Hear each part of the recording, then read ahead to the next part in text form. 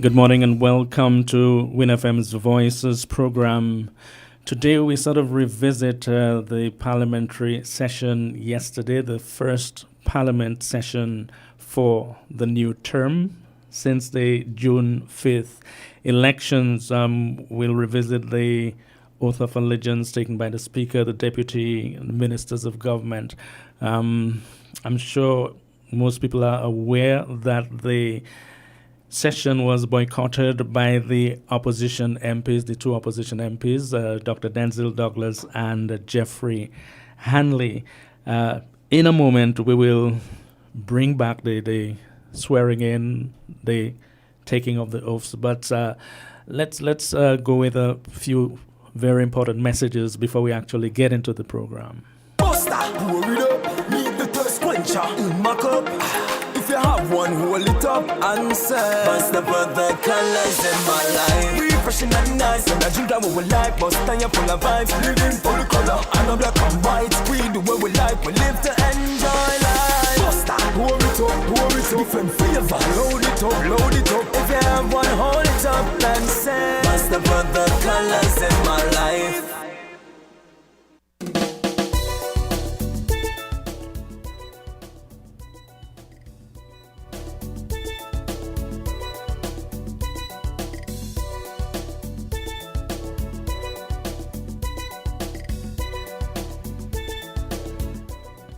Welcome back. And of course, the first person who was sworn in at yesterday's parliamentary session was the Speaker, Michael Perkins. He is once again the Speaker, so he has another term after having served 4 years initially. Let's listen to Mr. Perkins and the Deputy and the Ministers of Government taking their oath. I would now invite the Honourable Speaker, Anthony Michael Perkins, to take the oath of allegiance or the oath of affirmation. Allegiance. Oath of allegiance.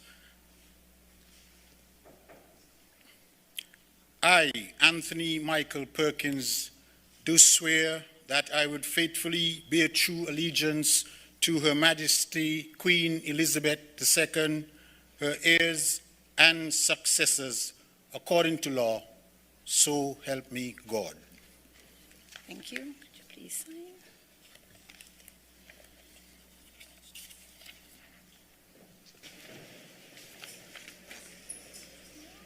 Election of the Deputy Speaker.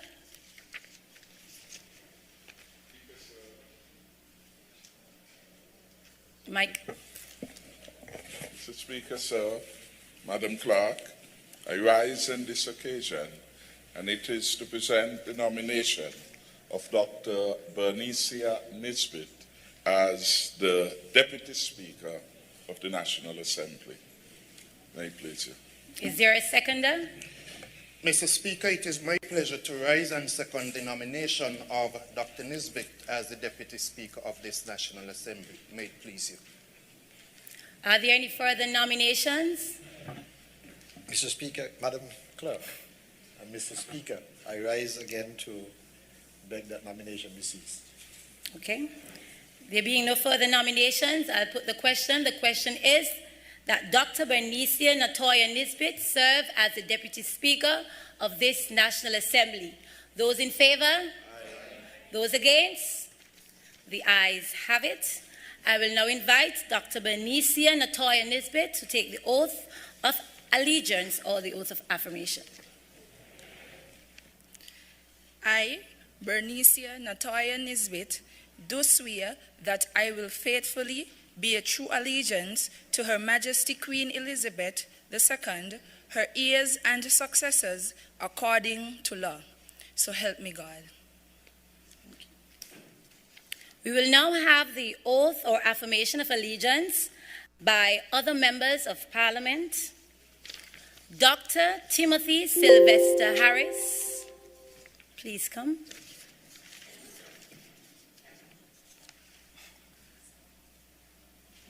I, Dr. Timothy Sylvester Harris, do swear that I will faithfully bear true allegiance to Her Majesty Queen Elizabeth II, her heirs and successors, according to law, so help me God.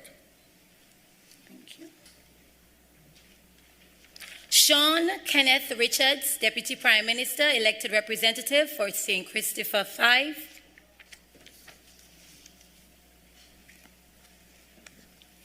I, Sean Kenneth Richards, do swear that I would faithfully bear true allegiance to Her Majesty Queen Elizabeth II, her heirs and successors, according to law, so help me God.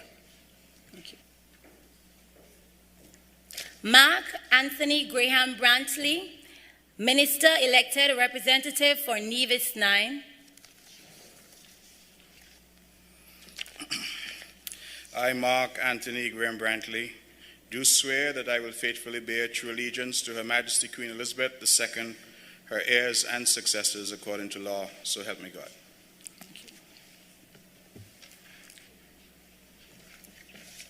Eugene Alastair Hamilton, Minister, elected representative, St. Christopher 8. I, Eugene Alastair Hamilton, do swear that I will faithfully bear true allegiance to Her Majesty Queen Elizabeth II, her heirs and successors according to law, so help me God. Thank you.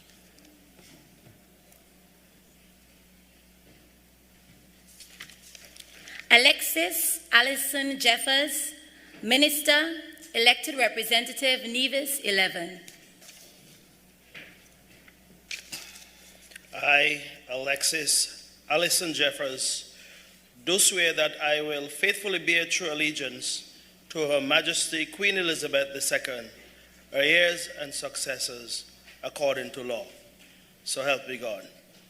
Thank you. Lindsay Fitzpatrick Grant, Minister, elected representative, St. Christopher 4.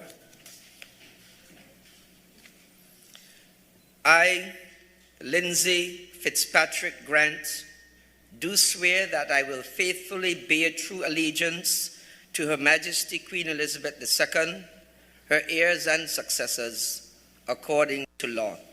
So help me God. Akila Mawusi Camila Byron Nisbet, Minister, elected representative, St. Christopher 3.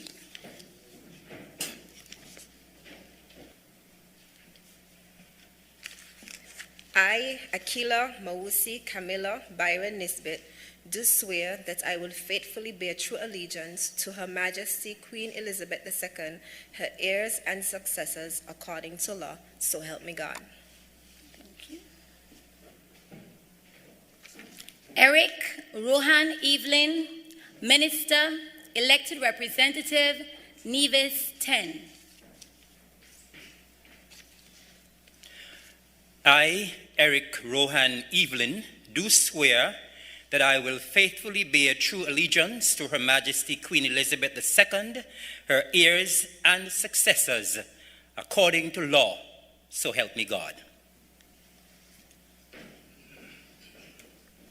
Jonelle Franchette Herbert Powell, Minister, elected representative, St. Christopher 2. I, Jonelle Franchette Herbert Powell, do swear that I will faithfully bear true allegiance to Her Majesty Queen Elizabeth II, her heirs and successors, according to law. So help me God.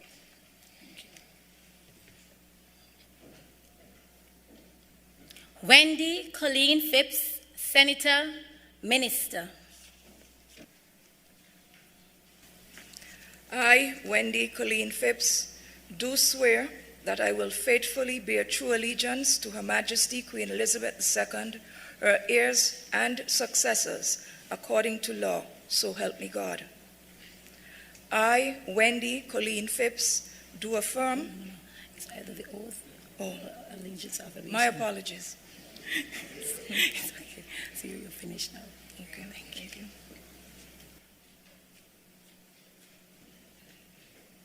Vincent Fitzgerald Byron, Senator, Attorney General.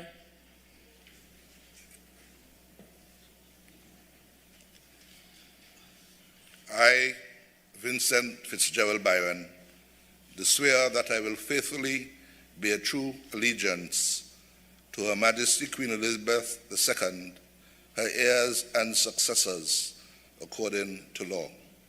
So help me God.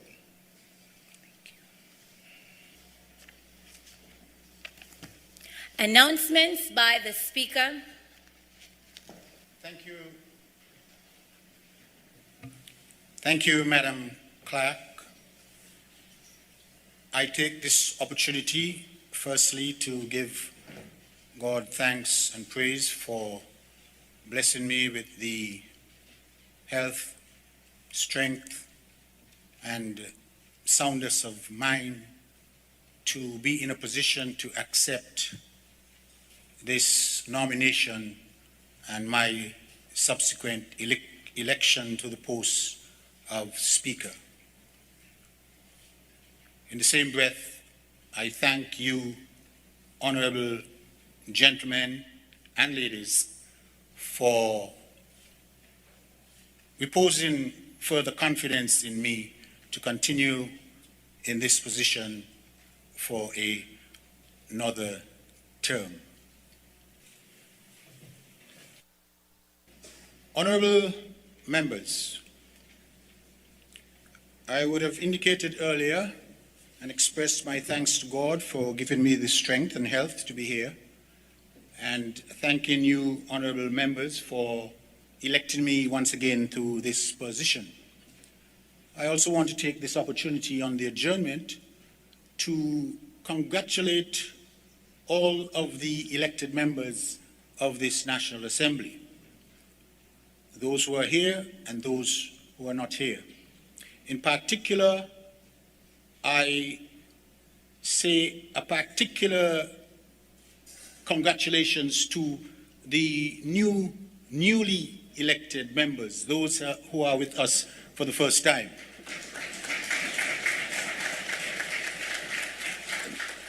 Now that you have applauded, it was remiss of me to say earlier that at a moment like this, opening of the National Assembly, I did expect some more interaction from you and applause, but better late than never. So I congratulate the newly elected members of this National Assembly. We now have a new member for number 2 in the Honorable Jonelle Powell.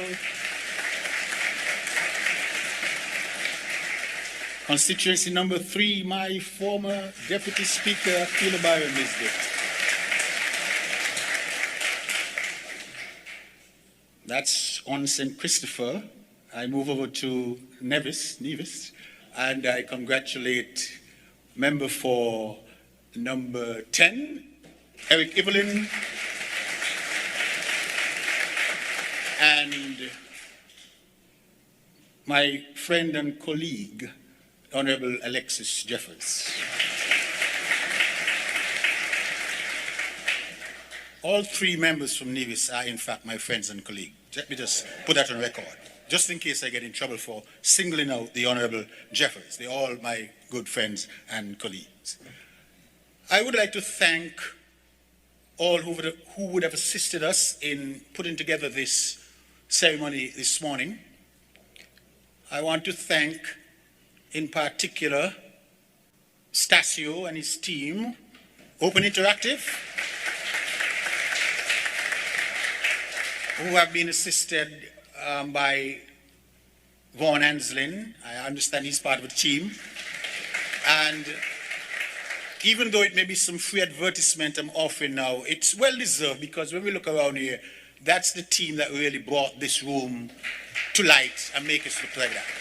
So I thank that team. I thank ZIZ for being here, and all the other media houses.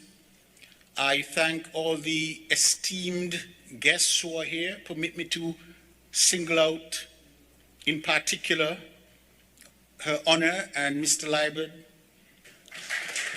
and our national hero, Sir Kennedy. We thank you for being here.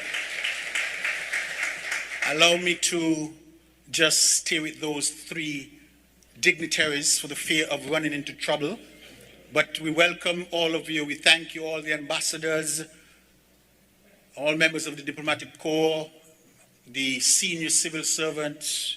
We appreciate your being here.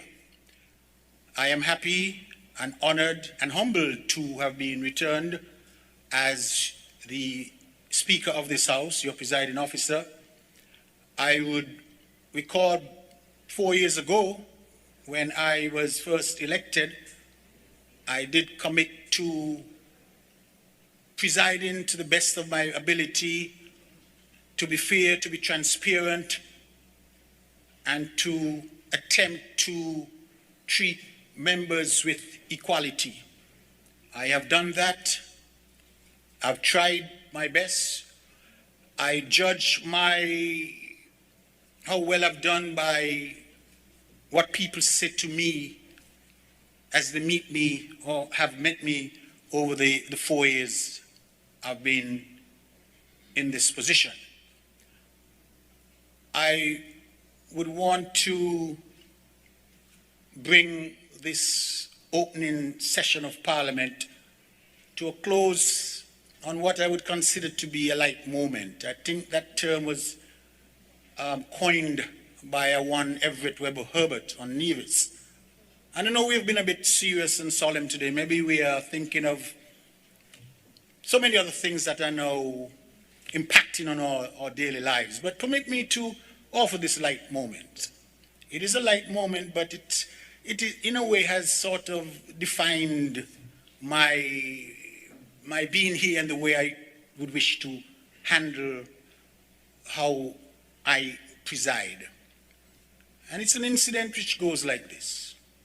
About a year ago, one morning, I entered Valuemat at Pons Pasture.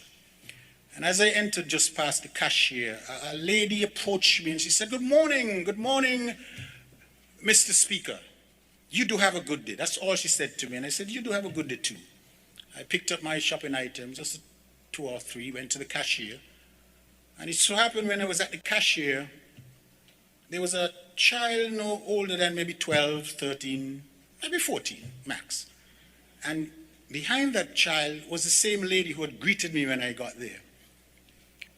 And while I was cashing, she said to me, Mr. Speaker, let me tell you this, I am a big labor. If you cut me, you're going to find red in me blood. But I'm a labor. But I could tell you to your face, I believe you fear. You just be fear. But interestingly, the child who was between the lady and me had this look on her face, and she looked at me, and the child was looking at me, and she said, "In all the time, you just be feared." And I must admit, I was lost for words, but I so wanted to be sure what the child said. I said, what did you say? She said, "In all the time, you just be feared." And honorable members, ladies and gentlemen, up to today, I am still lost for words because I simply left the cashier and I said, "You all have a good day." And we all had a good laugh. And so I said that to say that this thing called fairness and integrity and so on, they are powerful attributes that one can possess. And I always remember that child, would always remember her, because I would never try to guess why she said what she has said. She's a child. She may have been, of course, influenced by what she hears here and there. It doesn't really matter. But the point is, there are people looking at us, watch how we function in Parliament. And I say that so to implore our members to be aware that there are people looking at us. I could only try to be fair and do my job as the best of my ability, but at the end of the day, people will judge us, and our legacy is all that we would have. I would want to say in closing that we have had some tough times in last Parliament. But that is now behind us. This is now the dawn of a new day. I can only implore all of us to step up our game and to do the best as we can in the service of this National Assembly and of our nation on a whole. And so, ladies and gentlemen, honorable members, I thank you for bestowing on me this privilege of serving again. I will continue to do it at the best of my ability and strive to be fair. And that was, of course, the Speaker of the National Assembly. And we also heard the ministers of government taking the oath of office earlier. There are 11 ministers in the cabinet, if I'm accurate on that. There are 2 senators who are ministers, Wendy Phipps, who is the Minister for Labour, and the Attorney General, Vincent Byron. 3 of the ministers come from Nevis, Foreign Affairs Minister Mark Brantley, of course, and Alexis Jeffers and Eric Evelyn. Now, let me just remind you that the lines are open, and you're free to comment or make your points in relation to the parliamentary session yesterday and related matters. We all know, of course, that the Labour Party candidates actually boycotted the parliament. So Dr. Denzel Douglas and Mr. Hanley, Jeffrey Hanley, were a no-show at that particular session, just the first session of the new term. Hopefully they will be sworn in at some stage, at some future session of the parliament. You can comment on the reasons the Labour Party gave for not appearing. We do have a caller, though. First off, hi, good morning. Go ahead, please. Hey, good morning, Ken. How are you doing? Very well. Giving God thanks for another day. Good morning to all of your listeners at home and abroad. Now, yesterday, what I found the biggest turnoff was this oath, this affirmation. Now, I have listened to Jamaica, which also has a governor general, taking the oath of office or whatever. And they take an oath to the people of Jamaica. Was a constitutional reform or change required? Do you know? I am not sure, but I recall them talking about that at some stage as well. I heard it when Andrew Holness won the election. Mm-hmm. I heard them saying we swear allegiance to the people of Jamaica and whatever. So I was wondering if it could be done here. Everybody talk about constitution. Is there any other country that is not a republic that does it? I don't mean Dominica and the others. Any other Caribbean island. Most of them, I think, swear allegiance to Her Majesty the Queen. And with the Governor General, of course, being the Queen's representative on the island. In terms of... I want to know, because if Jamaica can do it, we can do it too. Indeed. Countries which are republics... I know republic. I understand republic. Dominica. I'm talking about those who are not. Yeah. Jamaica is not a republic. Right, but in the case of Guyana has an executive president. In the case of Dominica has a ceremonial president. But they are republics, yes. Yeah, because I said to myself yesterday, I said, well, I wonder if anybody, they didn't investigate it. Yeah, because that bothered me. It bothered a lot of black people. Okay. That in 2020, we swear allegiance to the Queen, Well, that's a suggestion you can make? Huh? That's a suggestion you can make to the Parliament. A recommendation, not a suggestion. Suggestion is just talking. A recommendation. And you as a journalist, you could check it out. Now, this thing about who's there and who's not there. And this thing about boycotting. I found the whole thing ridiculous and hilarious. Here you have your 1-2 seats, You're boycotting because you're complaining of some irregularities under which you yourself won the 2 seats. Now that is a contradiction. Why didn't you give up the 2 seats? If you're challenging 6, well, you lost these because of irregularities. Didn't you win the 2 under the same circumstances? And how do we deal with it? Because that's a pertinent question. Have you thought about that? Go ahead, please.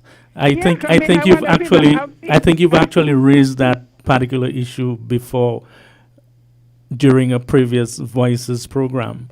I want to listen. So yes, I've been thinking about it. I say if you're gonna challenge the West, then you're supposed to give up your 2. Would you give it up if it were you? Look, a politician, think of a politician, I say no. Okay. I wouldn't give it up as a politician. Okay, so you're being honest, okay. Yeah, it's called self-interest. And the other parties called like Trump, rallying the base support. That's what all this thing is about, And he has conceded, whether he like it or not, if you listen to his speech that he gave at the Thanksgiving, he has acknowledged that they're going to be in opposition until 2025. That is English. And so I felt really bad about Hanley, because I felt that he should have been given a chance to go in and speak, because the case is tomorrow. Now, let us suppose that the thing come against the gentleman. He hasn't even had a chance to go into the house. He would have been deprived of the pleasure, you know what I mean? If you look at it like that. Now, I am saying, you were talking about how many we have. We have 2 women presently, 3 women now, which is an improvement. But I am calling upon the Labour Party, who have no women yet in their team, to please select a female as senator. I don't think I'm asking too much. It is the women who are still rallying behind the leader. There must be some female among them who is capable. Please do not bring back any man. Do not bring back any male in there talking about senator. Okay, in this case, are you making a suggestion or a recommendation? I say make a recommendation, suggestion, just talk. We have signed the CEDAW, right? We as a country have signed the United Nations Convention on all forms of elimination of discrimination against women. And we also, the mantra is 50-50. I think we settled for 30%. By 50-50. Now you have a good opportunity now, while you're in opposition, to put a female in the house so that she gets practice and she becomes accustomed to the political, bantering and making presentations, so she learns to speak up and do her research. And I have this is my recommendation now for the female. There's a young female, Roma Richardson. I hope she don't mind me calling her name. I hope she's ambitious enough, because I've heard her speaking as on the Labour Youth forums, the virtual forums. To me, she is one of the better, I've heard other females, but to me, she is one of the better female supporters of the Labour Party. She's young, she's articulate, and I believe she has the power to generate support. And so I'm calling upon, she lives in Birdwalk, I am calling upon Honorable Jeffrey Hanley to try and get your constituency to throw their support behind Roma Richardson to be the next senator. Please do not bring back Honorable Carty. He has had, 2 terms? He has had enough. We want a female. And the females out there, whether you're PAM, PLP, Labour, or CCM, we have signed we have agreed to increase the number of women in leadership positions. And I know Honorable Marcella will support it. I know she would. All right, then. Okay, thank you very much. And, well, we do have another caller, so let's take that caller. Hello, go ahead, please. Hello? Okay, I think we missed that call. Something else possibly we can look at on this program today is, we do have a call this time, right? Hi, go ahead, please. Hi, Ken. I am so happy to hear Sylvine. It makes me feel really validated in my thoughts when I hear Sylvine utter these little same things that I am thinking. You know, the idea that Jeffrey Hanley, as a young person who just, you know, after years of being in the trenches of the Labour Party, ceremonial or not, he could have been given that opportunity to participate in the pomp and circumstance. But, you know, I guess they will have their reasons at the end of the day, and they will support what their party said. I am of the view that back in the day, the 1980s, when Dr. Douglas had the cojones, the braveness to take over the reins of the Labour Party, so too today, that this young man, should have had the cojones and to stand on his own after having been voted into. And if, for instance, he loses that matter tomorrow, well, so be it. He would have missed that opportunity of being there and being sworn in. So, you know, I just see, you know, this old way, you know, Labour Party, how many years ago talked about the new Labour, now they're talking about the next gen, and they still have Dr. Douglas, who was at the helm of the new Labour, at the helm of the next gen. And to me, it is just absolutely ridiculous that a group of young people, you know, should have someone like him at the helm. Look at what happened in Anguilla. You know, look at what happened in Anguilla when this young lady has toppled a man who has been in for 40 years. You know, it shows that people are moving in a different direction. What is wrong with the Labour Party? What is wrong with them? You know, that they could not see. They cannot up to now see the folly of what they're doing. It's ridiculous. Can I ask you if you're suggesting that there's need for a third political party in St. Kitts and Nevis at this stage? But when I say third, quite apart from Team Unity. There's a need for a third political party, or another political party in St. Kitts and Nevis, and would you be part? Would you be part of it? I'm Do you have sure political that aspirations? I don't know that is going to actually work. St. Kitts seems to be very much. We do have a third political party, which is the PLP. Besides the CCM, NRP, PAM, and Labour, we have a PLP now. Maybe in the future, you might see PLP gaining some more seats. You know, maybe gaining more than you know, more ground. You know, if the Labour Party refuses to re-strategize and come with something new. What about at this rate that they're going? I'm sorry to sound ageist, but you know, they're just following someone who once was brave enough to do what he had to do.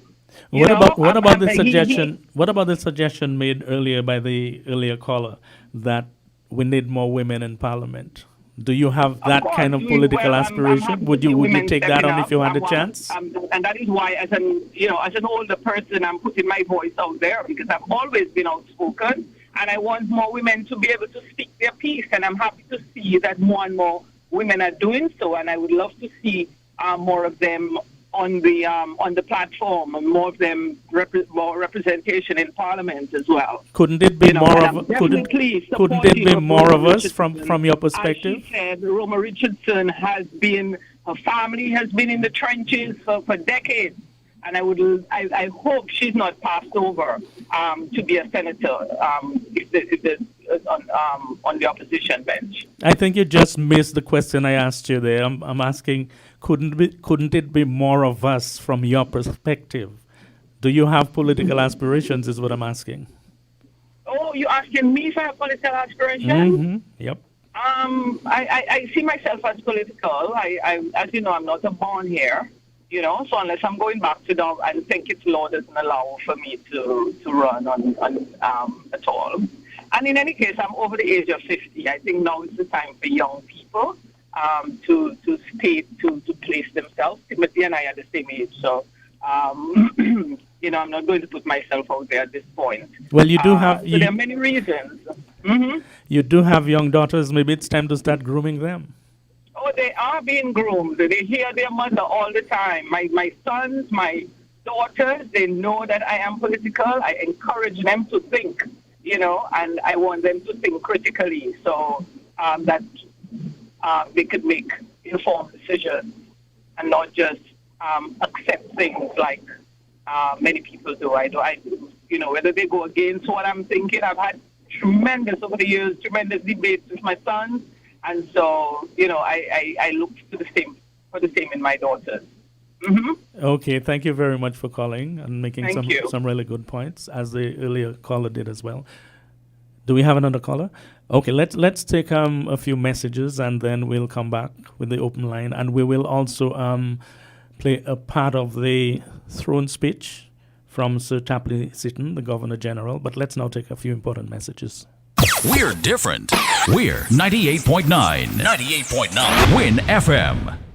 Mustn't forget the bop. I see you like bop too. If I'm cleaning the garage, I need bop. One bop for the home and one for the office. Bop insecticide, preferred for its proven performance. Bop's fast-acting, long-lasting. Bop stops both flying and crawling insects. Get serious. Get Bop. Like us on Facebook, www.facebook.com/ramsupermarket. Follow us on Twitter, www.twitter.com/ramsupermarket. And subscribe to us on YouTube, www.youtube.com/ramsupermarket.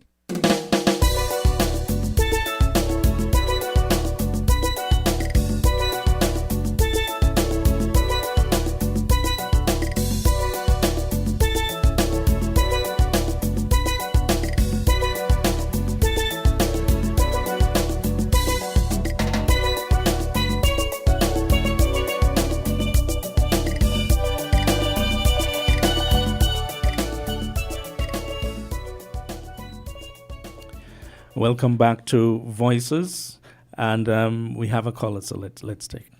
Hello, go ahead, please. Good morning, Ken. Hi, good morning. Ken, let me tell you something, right? I'm listening. Most of these young Labour candidates will come into the Labour Party. I don't believe they come in consciously in the party to really be grassroots Labour and to serve the people them as like Mr. France and those other Labour stars way back. I don't believe that the thing. Most of these guys come in this thing as a handout. You know what I mean? They left the profession and they come into politics. They come into the politics because they really love the people and they really love the country. Because if they really love the country and downhearted Labour, I believe that the situation of Dr. Douglas now done so much time in government, in opposition leader, for a long time now. The people reject him twice now, and they still got him there about leader. I don't believe they're serious. And I want to know what the rank and file at the Labour Party is really doing. Because Dr. Douglas is everything.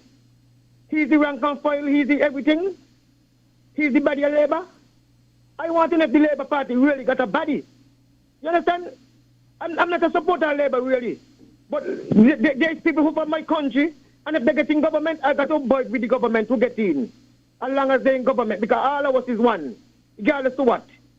You understand? So to be truthful, I do not believe these young men who come into the politics. I don't believe they come into the politics, to really support the party or support the Labour movement or whatsoever. They just come in because they get political handout. And up to now, that got them there still, and they cannot say nothing about this leader. Of course, you're making an assumption, right? Yes.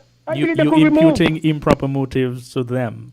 It's their right if they want to go up for office, and it's their right if they want to go via the Labour Party, and if they support the Labour Party. You're living in a democracy. They're living in a democracy. But let me tell you something. Where Dr. Douglas has bring the Labour Party to. Even the union. Look at the union. The Labour Union was the strongest union in the country. I used to join the union. Everybody was a unionist in this country as far as they're concerned. You understand? Because years ago, whether you didn't join the union, they used to take your money out for this union. And I believe that the Labour Union is supposed to be one of the strongest body, organization in this country to represent any workers in this country. Because all of us parents, we come and we pay union tax dues. You understand? So I believe something really wrong. Then dedicated labor, as I see it. Ken, I live here all my year. I soon 60. I don't believe those guys is well dedicated leader. Maybe he's ready to get in the politics, and they get in there, and they cannot do not much with what Dr. Douglas is doing because they know where they know where they get. Everybody know the reputation and hear how rich and all them things what Dr. Douglas do when he was in government and what he got from where he got. You understand? Well, I do agree. He's the party. Hi, caller. I do agree with you on the question of the trade union. I always wonder why St. Kitts and Nevis doesn't have more trade unions to represent more sectors of the society, because that too is a strong item in terms of ensuring workers' rights are respected. But to each country his own. You know the reason for that? Tell me. Because it's the people, it's the kind of people we got here. We do not like nobody to represent us. There was at a time there was a farm in a union. I think a port union with Ian Patches Liban, and I think Anapam in the 80s they tried a different union too, and nobody support it. You understand? So we don't support nothing here. That's why Mr. Batcher had was to in a Batcher time. That's why he got to take out everybody who working in the estate, working for government. He take out a percentage out of the money for the union because the union will represent everyone. You know, a lot of people didn't like it because they said that if you want to pay union. You know, that wasn't the way to do it. So that a lot of people got to run out to sink it because they could not get no work. And they got to go to England and different places, migrate themselves all over the whole world to get work in different, even Santo Domingo. When some of us here talking about the Santo Domingo, even some of us people went down to Santo Domingo to work too. All right then, can I give somebody a chance? All right, thank you very much. Let's now listen to, we played one of the latter part of the throne speech from Sir Tapley Seaton yesterday on yesterday's Voices program with Jermaine Abel. Let's look at the first part now, where he was essentially looking at some of the developments during Team Unity's first term. Mr. Speaker and other honorable members of the National Assembly, today my Team Unity government stands at the threshold of a new historic era that is destined to usher into our Federation of St. Christopher and Nevis a period of rebirth, resilience, renewal, and recommitment designed to give our people a stronger, safer future, which they so deserve. At this particular moment in world history, when every single continent, nation, city-state, town and village has had to contend with the cataclysmic shift in terms of their collective way of life, the decimation of economies, the considerable loss of life, and the countless infections brought about by the novel coronavirus, now dubbed COVID-19 pandemic.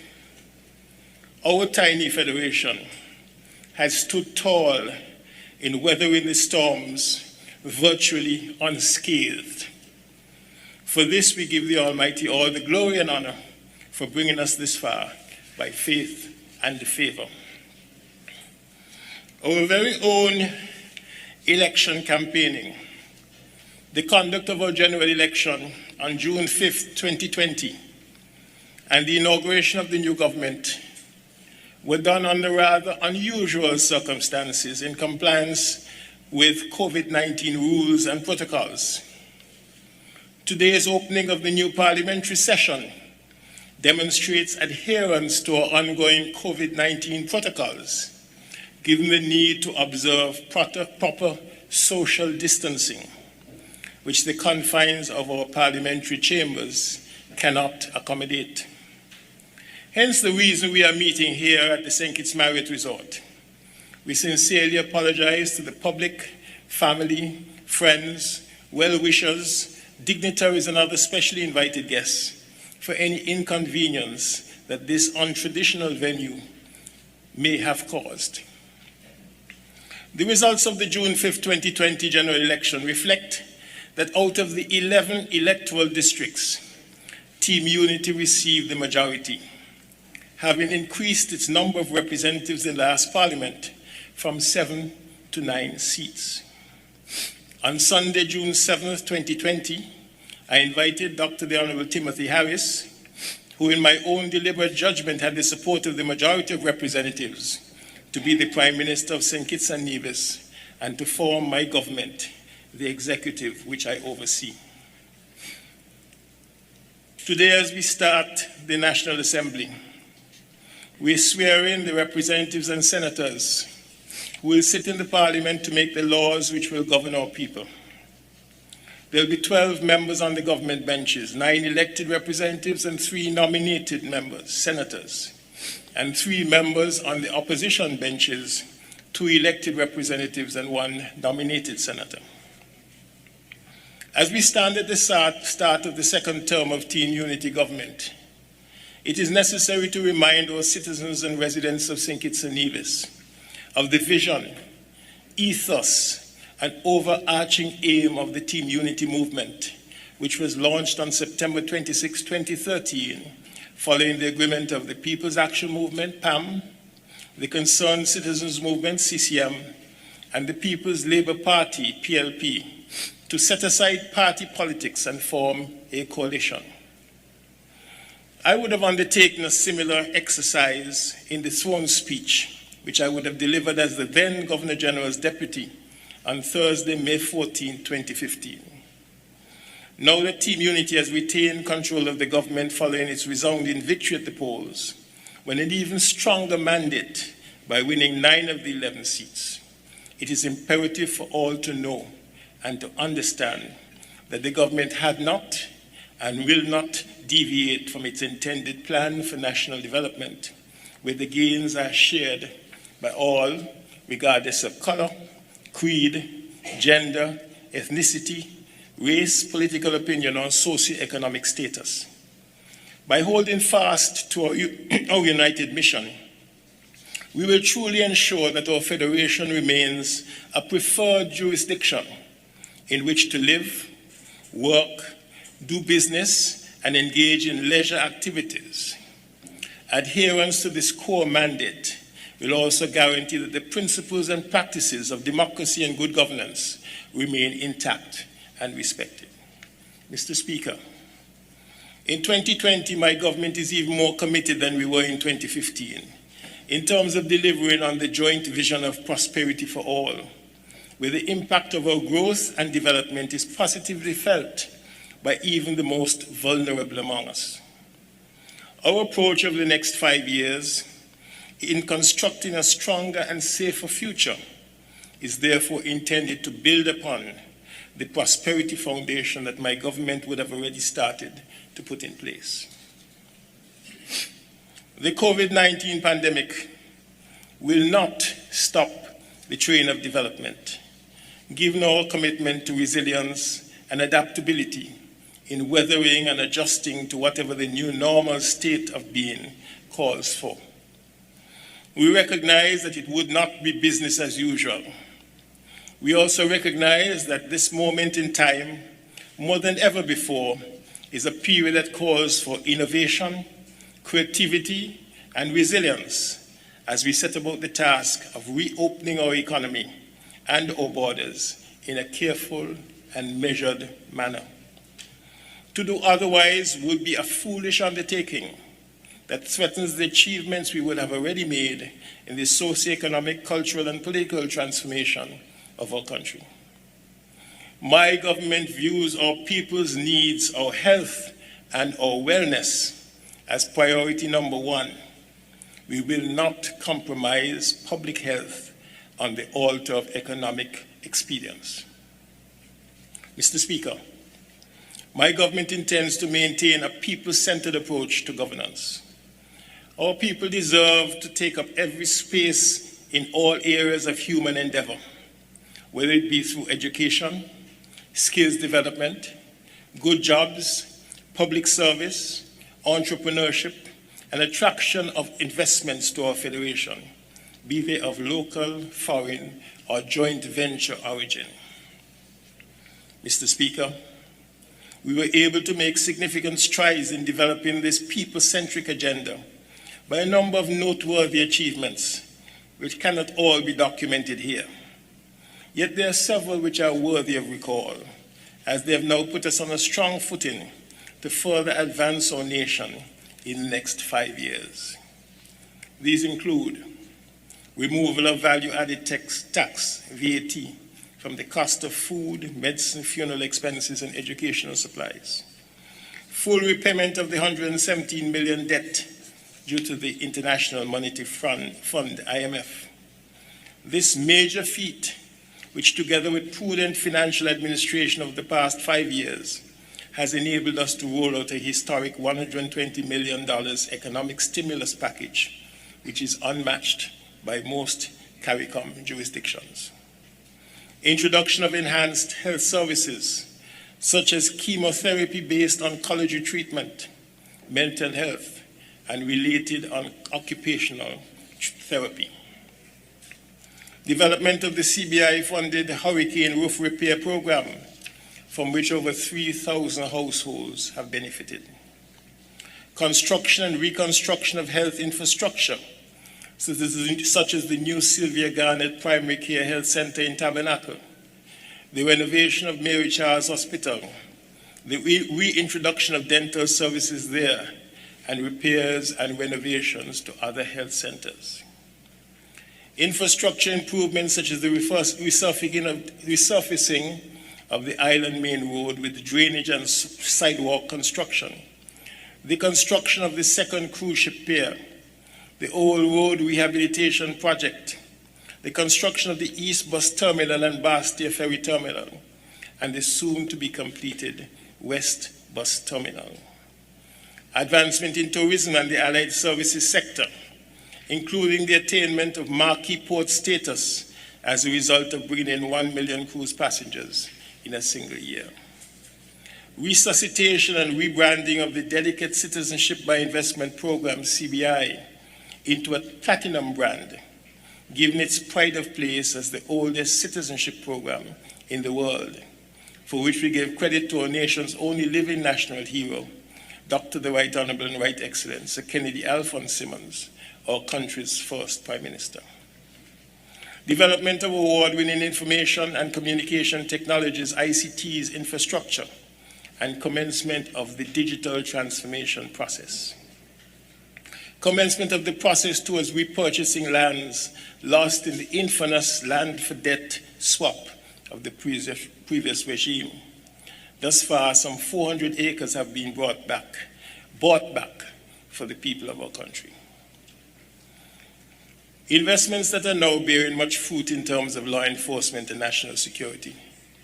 The Peace Initiative, Alternative Lifestyle Program, is a success story that has practically nullified the murder rate in the nation, while giving some of our young men a second chance to live lives of purpose outside of the gang culture. Attainment of the coveted achievement of elimination of mother-to-child transmission of HIV and congenital syphilis, EMTC, and stellar management and leadership in terms of the first 6 months of the COVID-19 pandemic, where there have been 15 recovered cases, 1 active case, virtually no hospitalizations, and no deaths. That was Governor General Sir Tapley Seaton. And one of the important things he said there is that the government is taking a people-centered approach to governance in St. Kitts and Nevis. We're heading towards the lunchtime news. Just want to see if I can get 1 or 2 calls on one of the legislative issues that might come up very soon in the life of the new government. We do have a call? Okay, well, let's take that call. Hello? Hi, good morning, Mr. Richard. Hi.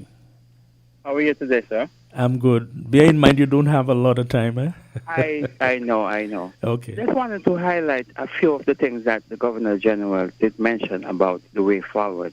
And you just mentioned something of the legislative agenda. Yes, I was referring to the 2-term limits, yes. Yes, that is of paramount. And that was tabled before, and there wouldn't be any excuse now that this present administration do have the mandate to do that. Electoral and constitutional reform, and speaking of constitutional reform, would do away with something that Mrs. Henry raised this morning, and I raised yesterday also, the pledging of allegiance to. That ought to be the Pledge of Allegiance to our nation. And a few other things that I would like to see be accomplished within the 5 years is definitely very ambitious, to bridge these 2 islands together, the diversification of the economy in terms of especially agriculture, so that we can be self-sufficient in terms of feeding ourselves. And 1 or 2 other items that really caught my mind, but those are some that really comes to hand at the present moment that we should be looking forward to see be done as soon as possible. Okay, we'll call it the Pledge of Allegiance. It's a thorny issue. Miss Henry was suggesting, I didn't hear you yesterday, but she's suggesting, look, we can remain as we are, but we need to be able to pledge allegiance locally. I know a few years ago, St. Vincent and the Grenadines had a referendum because they wanted to move from the monarchy to a Republican style of government. And that failed. That referendum failed. People were not interested in doing that. So I don't know. It's a thorny issue. There are certain things that would require a referendum. And then there are certain things that, in terms of fresh election, that in itself is a referendum.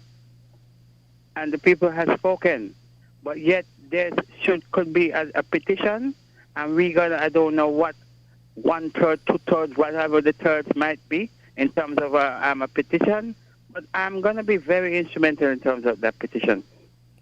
Those things are burdens on our psychovisual, on our minds, on our, who we are as a people, and knowing the history. I listened to Professor Hilibert Beckles.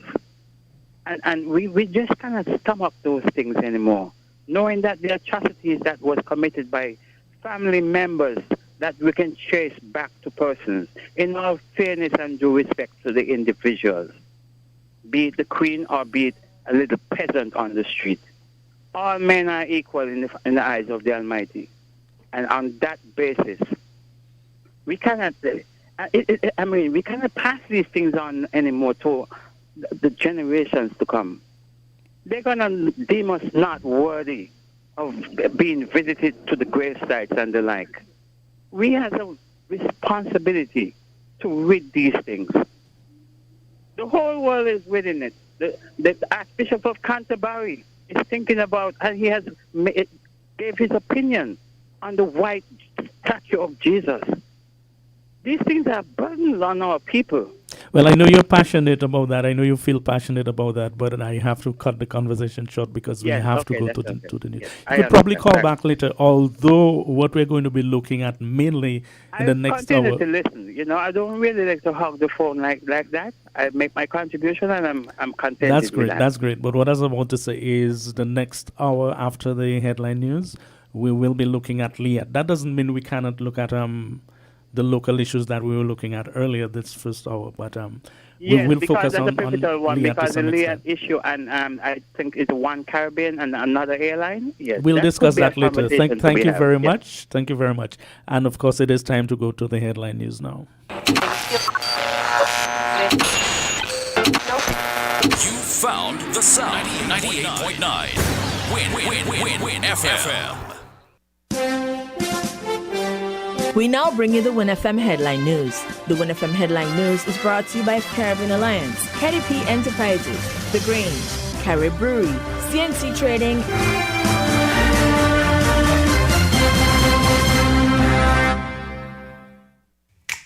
Maybe it's the way the brilliant gold liquid reflects our sunshine, or how the bright blue of its label mirrors the clear Caribbean skies overhead.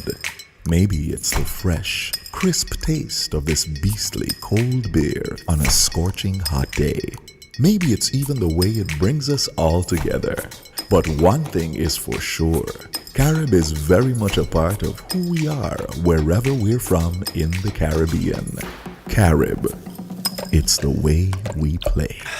Drink responsibly. Shipping your cargo shouldn't be a hassle. It can be as easy as a single call to Amerijet International, your worldwide cargo transportation solution.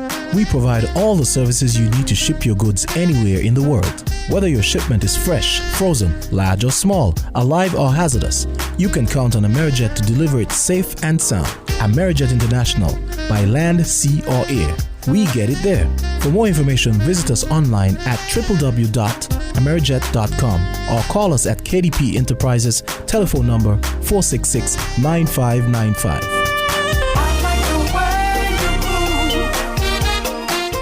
Protect your lifestyle with Caribbean Alliance Insurance. Dealing well with a low reputation and service for second to none.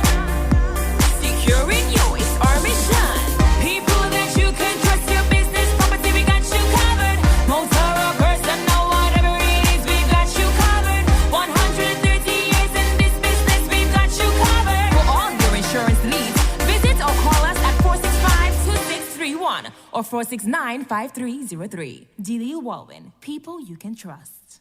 Did you know that the Grange Healthcare Facility is the first purpose-built non-governmental healthcare organization on St. Kitts, offering 24-hour nursing, therapeutic, and residential care for older adults? It's situated at Otley, 7 miles east of Vastair in beautifully landscaped surroundings. The Grange has a team of highly trained professionals and provides care that's rated as being comparable with UK and North American standards. The Grange offers varied accommodation to suit your individual needs, and our all-inclusive packages make the cost of care per hour the most competitive on the island. Services include convalescent care for all ages, daycare facilities for older adults, rehabilitation services, and training and continuing education for healthcare providers. For more information, call 466-5525 or 465-8020, fax 466-8221, or email thegrangehealth@gmail.com, or visit our website at www.grangehealthcarefacility.com.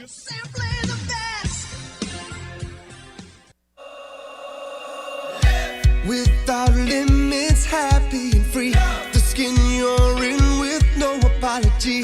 The one to seize the day. Grab an LLB. Live, love, be. With LLB. Live, love, be. Live, love, be. Be who you know you can be. Grab an LLB. Live, love, be. Angostura, lemon, lime, and bitters. Live, love, be.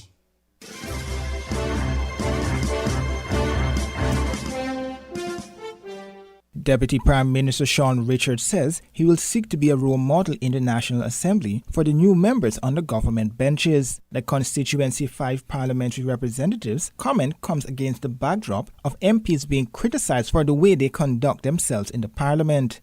We have new parliamentarians, of course, on the government side. Some of those persons, however, are not necessarily new to sitting in a parliamentary type setting. For example, you have the 2 new members from Nevis who are accustomed to sitting in the Nevis Island administration and the parliament there.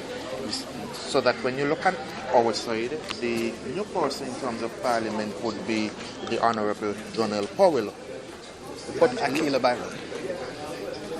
I haven't forgotten. The new person sitting in parliament itself would be the Honourable Jonel Powell.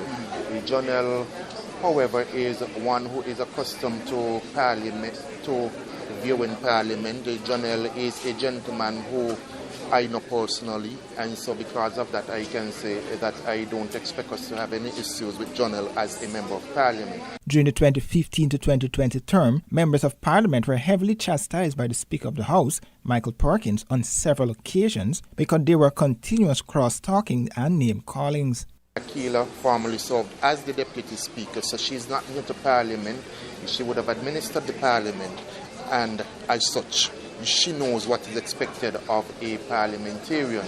We have the new senator, and yesterday when she was sworn in, I did indicate to her that whatever it is, she needs to know, feel free to call upon myself, feel free to call upon others. But she will also be serving as the Deputy Speaker of the National Assembly, and that in itself would require a certain type of behavior coming from her, certain decorum. Newly installed MP and Constituency 2 representative, Jonel Powell, also gave his take on the behavior and his position in Parliament.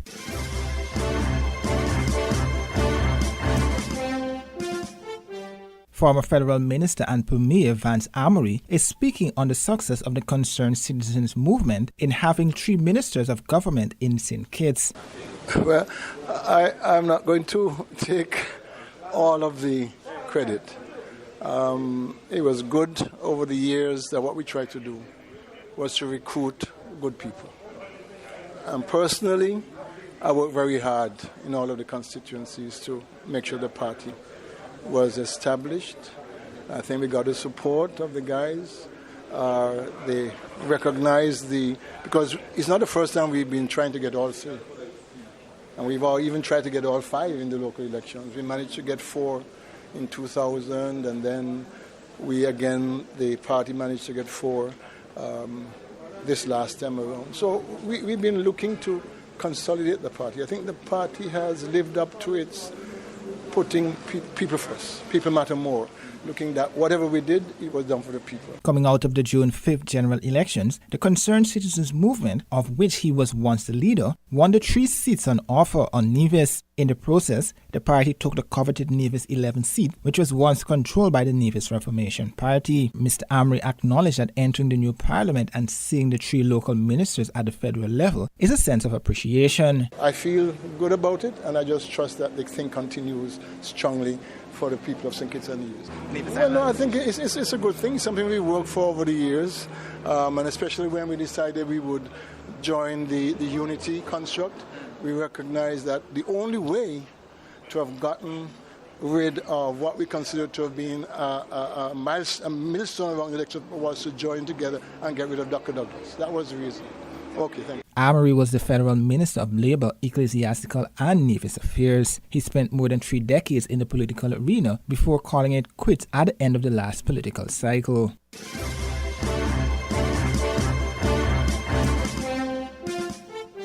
Following several delays, officials at the Ministry of Housing are hopeful of completing work on the first phase of the long-awaited housing complex on Wellington Road in the coming weeks.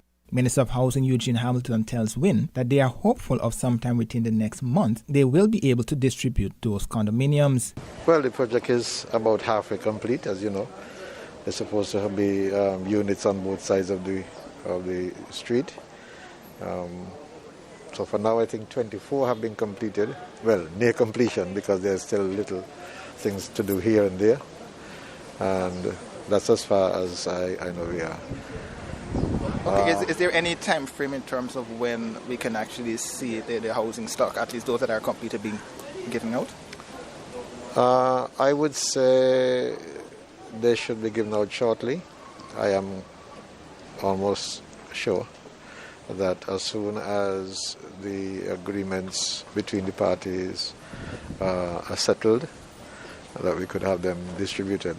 Work on the project started back in 2019, and the first phase of the three-phase project, including distribution, was expected to be completed by September-October that year. But that did not materialize due to several challenges the project encountered, the minister said. 2 of the 10 proposed complexes have so far been completed. However, it has been met with criticisms as the building has been deemed to have breached fire regulations. That is, it does not have a fire escape, which according to government critics were reportedly not in the initial plans. WinFM asked the minister about that suggestion, but he noted that he would not comment on that at this time.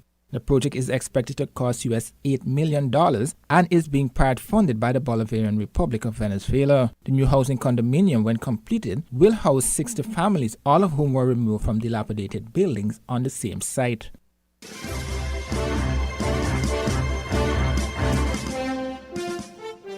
Attorney General Vincent Byron is indicating that the government will have a busy legislative schedule this new term.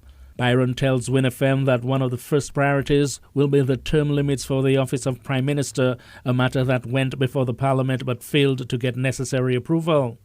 The government did not have the 2/3 majority required to get the approval of the House of Assembly at the time. However, this time around, the Team Unity administration does have the majority of elected seats in the Parliament, and the Attorney General is expecting a different result when the matter goes before the House again. Well, one of the first priorities will be that we speak to term limits.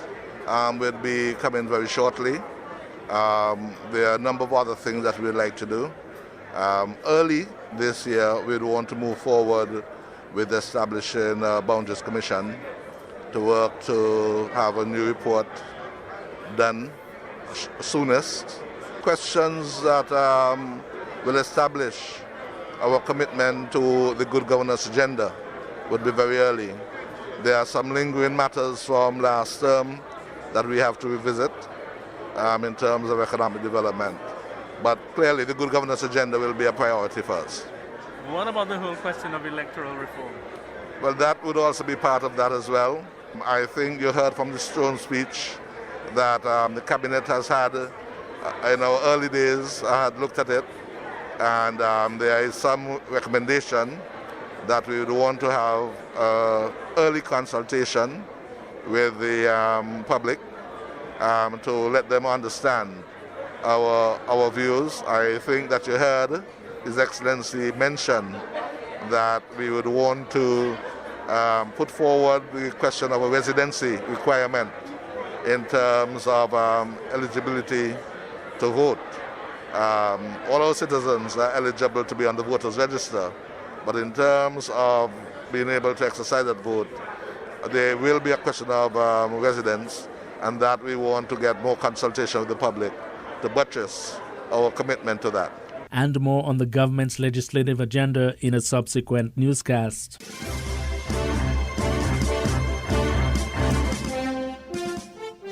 TTT News. Recommendations for public health guidelines for Election Day have been sent to the Elections and Boundaries Commission.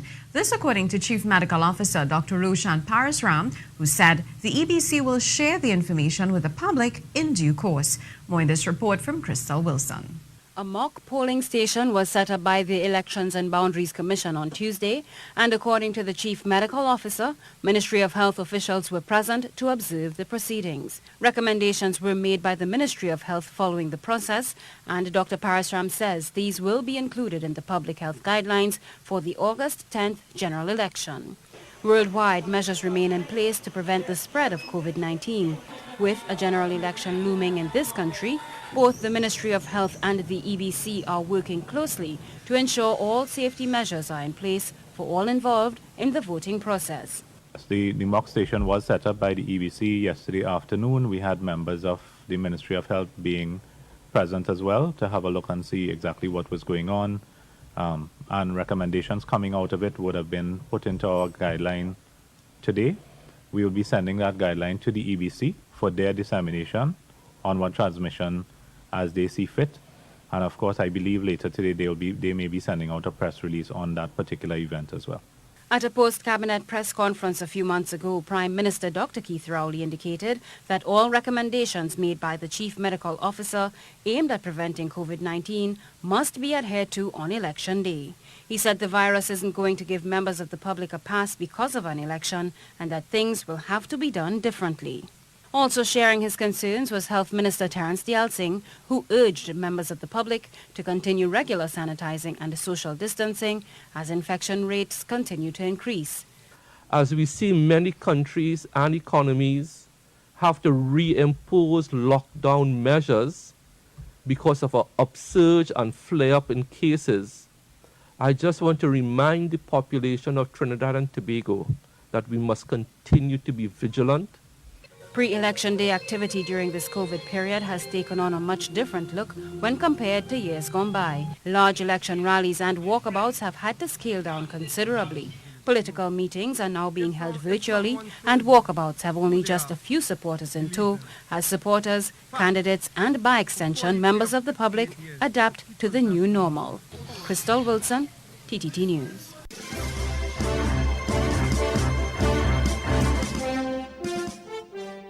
I am Nikita Hostin, reporting for MTV News. Preparedness is key in dealing with this upcoming hurricane season, especially dealing with effects of COVID-19. Planning for the hurricane season and other potential disasters can be stressful, and because the 2020 hurricane season comes during the COVID-19 pandemic, it may be especially so. Our preparedness now for the hurricane season should become a household activity. And obviously it should eventually become a national activity because we have the threat every year. So just like people prepare the land, the ground, etc. during the rain season, Corpus Christi coming for planting is similar. That's the kind of engagement and the kind of a spirit we would expect to prevail when the hurricane season is here. People should try to look at their preparedness plans, their little house plan. How prepared are we? You do your surroundings. Look at your drains, look at the trees, look at what structure you have in place. That was Acting Disaster Coordinator of NADMA, Sylvan McIntyre, speaking about the readiness for this hurricane season. He says it's important for one to know that there is no room for complacency. I think one of the things people need to do is to be able to find the information, trust the source of the information, and in this case, Mr. White mentioned the Met Services and the NADMA agency, that people should rely on that particular information. It is very easy to become complacent when things are not happening, when the excitement isn't in the air, when there is a lull in terms of activities. We may have below average, we may have an average season, we may even have a predicted beyond average, and then you may not have as the prediction indicated. And so when people see these things happen, they do not relate to the science and that it's predictions and it may or may not happen. It may happen to Grenada, it may not happen to Grenada. And so if the event did not happen in Grenada, people tend to go back, well, it did not happen, it may not happen, let's do as normal. Hubert White, manager of the Grenada Meteorological Service, says the focus is for an above average season and most storms are expected this year. And that means we expect more storm than usual. And the average is taken from about the last 30 years. So for this year, we expect 16 named storms. That is tropical cyclone in the excess of about 40 miles per hour wind. And the average is 12, just about 12. So that's already above average. Of that 16, we expect 8 to become hurricane, that is exceeding 75 miles per hour. And the average is just about 6.4. And of that 8 hurricane, we expect 4 to be major, and the average is 2.7.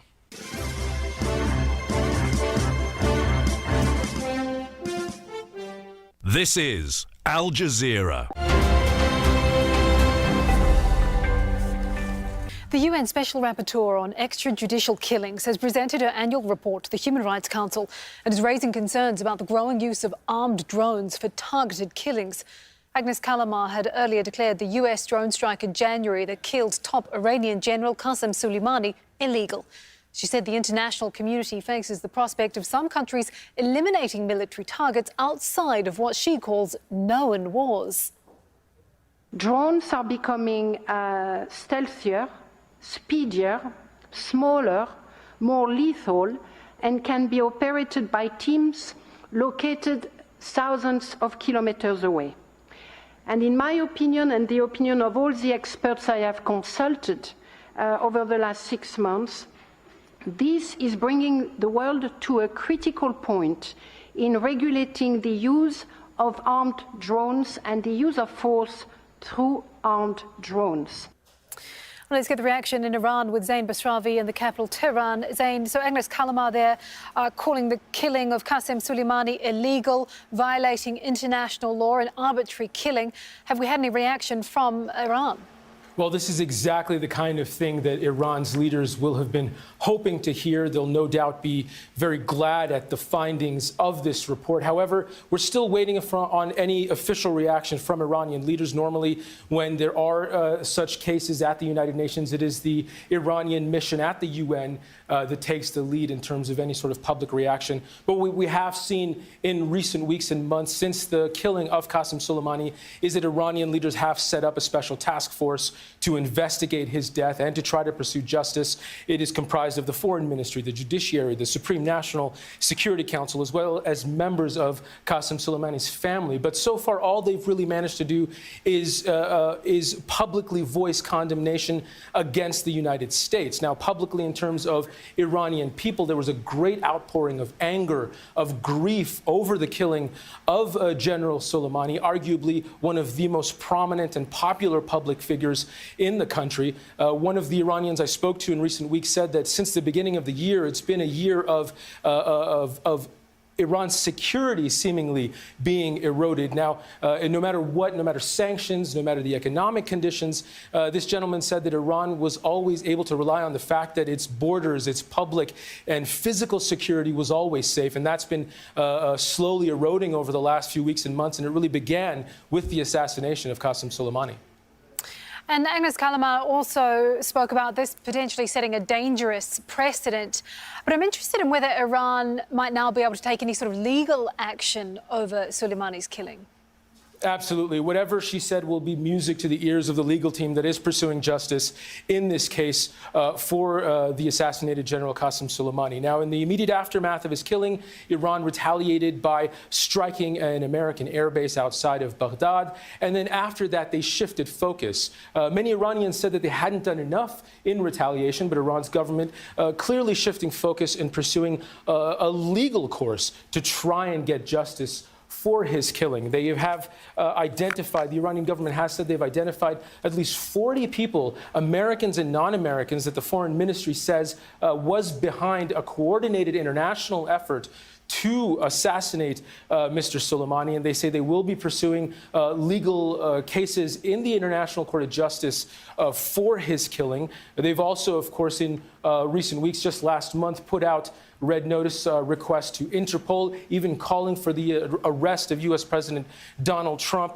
accusing him of being involved in terrorism charges. But of course, the Interpol has rejected that request. But Iran is definitely going to be pursuing a long legal battle, and this will certainly help their case. If we look at previous legal battles at the International Court between the United States and Iran, whether it was for the taking over of the U.S. Embassy here in Tehran, or whether it was for conflicts between the two countries in the 1980s, in Lebanon, for example, those cases went on for years. So no doubt this will be the beginning of a long legal battle as Iran tries to pursue justice, again, for one of the most popular public figures in its history being assassinated by the United States. Thanks so much for that update there. Our correspondent Zain Basravi live from Tehran.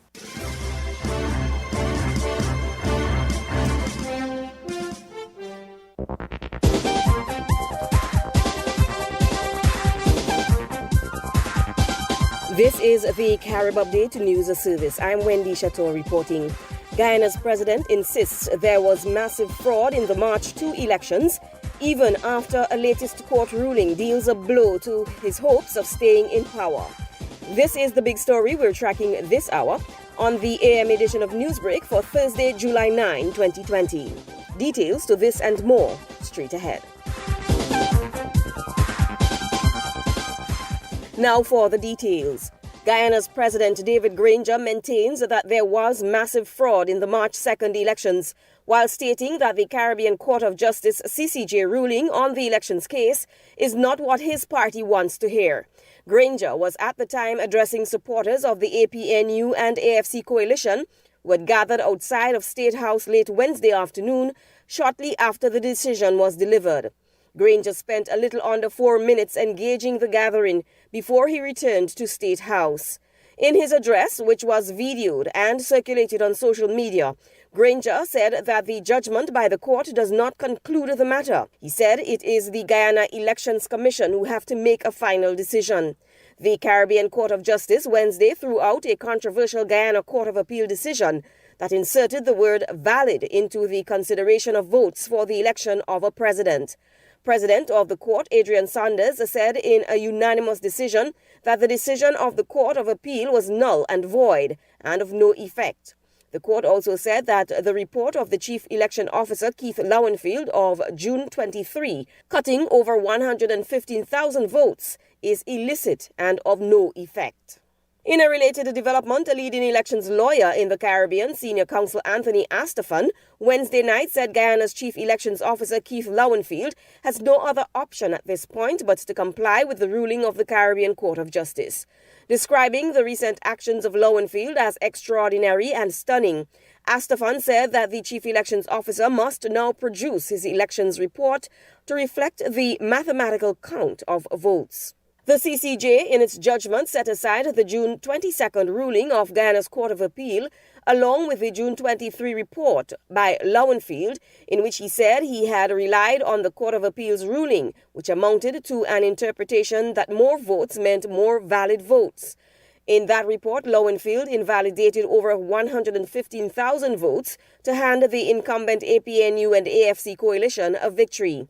Astafan said Lowenfield's actions amount to an affront to democracy in Guyana and the Caribbean region by extension. Astafan, based in Dominica, said Lowenfield would be nothing short of brazen to submit the same document again now that the CCJ has rendered it null and void. A leader of a small political party in Guyana has quit after a series of accusations of abuse and manipulation by a few women, saying that he has had engagements with girls whom, as a grown man, he should have no business dealing with. Writer Ruel Johnson, in a statement, publicly apologized. In his statement, Johnson said it does not matter that his behavior fits no legal definition of statutory rape or grooming. The power relations were so skewed in his favor that it constituted an intrinsic inequality. Over the past days, 2 women with whom he has had relations have made damning allegations of abuse against Johnson. He, however, challenged his main accuser, Stabroek News columnist Akola Thompson, to press charges since her specific accusations amount to allegations of criminal activity on his part. Thompson accused Johnson, who was the co-founder of the Citizens Initiative political party, of being a predator and grooming her when she was 16 years old. She said Johnson had pretended to assist her with her writing to gain access to her and would coerce her through a steady stream of alcohol and manipulation. This is Newsbreak from the Carib Update News Service. In more news, the latest session of the St. Kitts and Nevis Parliament opened to boycott as the 2 elected MPs of the opposition St. Kitts Labour Party did not show up for the ceremonial opening on Wednesday. In a statement, the opposition leader designated, Denzel Douglas, said they were staying away because of what he called the irregularities and voter suppression from last month's poll. The Labour Party had previously indicated that it will challenge the process in court. The 9 elected and the 3 government-appointed senators took their oath in the chamber, the meeting being kept in temporary sitting at the Marriott Hotel, which provided more space for the observation of the distancing protocols. Medical doctor Banicia Nisbet became the 3rd government senator and was elected as the deputy speaker of the House of Assembly. Passengers arriving in Barbados from what is considered low-risk countries in the travel bubble will not be required to undergo pre-testing for the COVID-19 virus. The condition has been announced in Bridgetown. According to the authorities, the no pre-testing is on the condition that they had not visited a high-risk country within 21 days prior to arrival. Countries listed in the travel bubble are mainly from within the Caribbean community. These countries include Antigua and Barbuda, Anguilla, British Virgin Islands, Curacao, Dominica, Grenada, St. Kitts and Nevis, St. Lucia, and the Turks and Caicos. But all incoming persons must undergo a health assessment, which may include a temperature check and a brief interview by port health personnel. These are some of the top stories from around the Caribbean this hour. This has been Newsbreak from the Carib Update News Service, the Caribbean's newsroom. Reporting this hour, I am Wendy Chateau.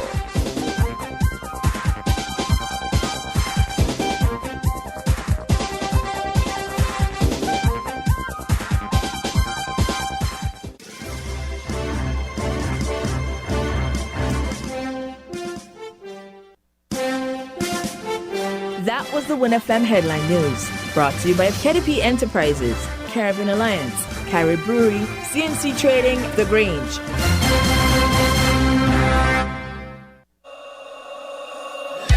Without limits, happy and free. The skin you're in with no apology. The one to seize the day. Grab an LLB, live, love, be.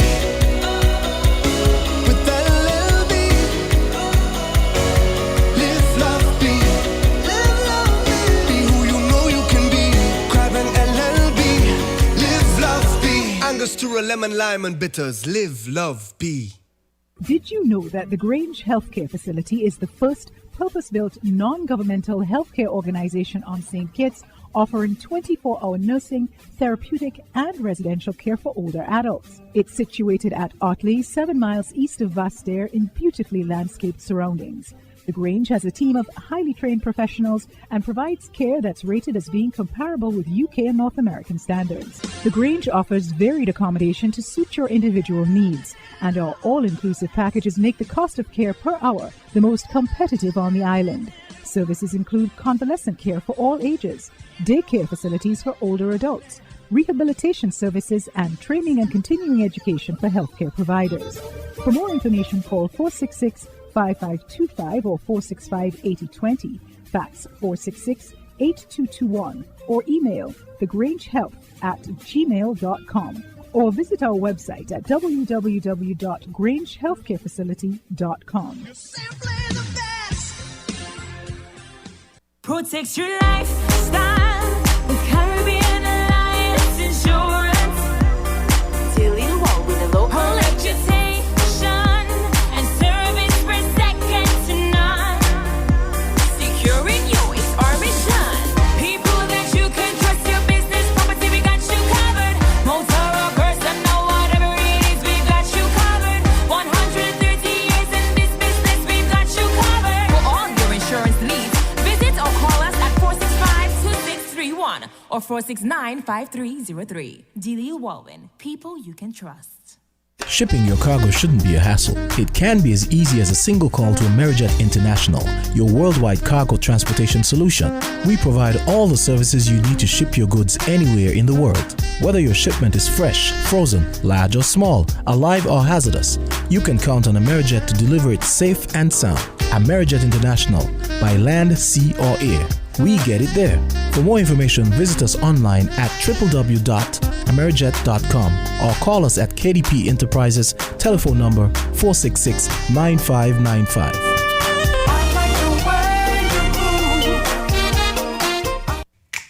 Maybe it's the way the brilliant gold liquid reflects our sunshine, or how the bright blue of its label mirrors the clear Caribbean skies overhead.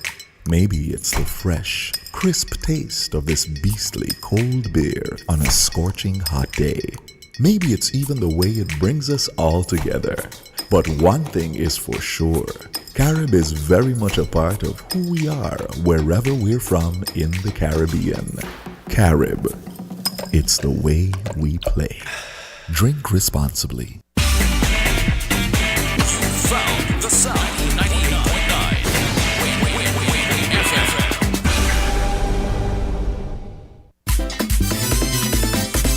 When is the last time that you've had lunch or dinner away from home? The ambience of Sweet Cane on Port Zante provides you with that touch. Sweet Cane daily specials include burgers, wraps, soup, and tasty seafood dishes. Sweet Cane also caters for events and special parties.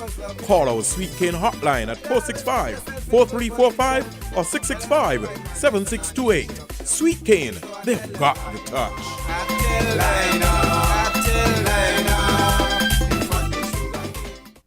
This is your local weather forecast brought to you by Sweet Cane. Local weather forecast for St. Cat's and Nevis, valid up to 8 a.m. tomorrow, Friday, 10th July. Synopsis: dry and stable atmospheric conditions will inhibit cloud growth and limit showers activities across the area as a surface high pressure dominates the region. Today's weather: partly cloudy with a 20% or slight chance of showers. Tonight's weather: partly cloudy with a 40% or moderate chance of showers. Winds east 19 to 28 kilometers or 10 to 15 knots. Seas 1.2 to 1.5 meters or 4 to 5 feet. Today's sunset 6:49 p.m. Tomorrow's sunrise 5:43 a.m.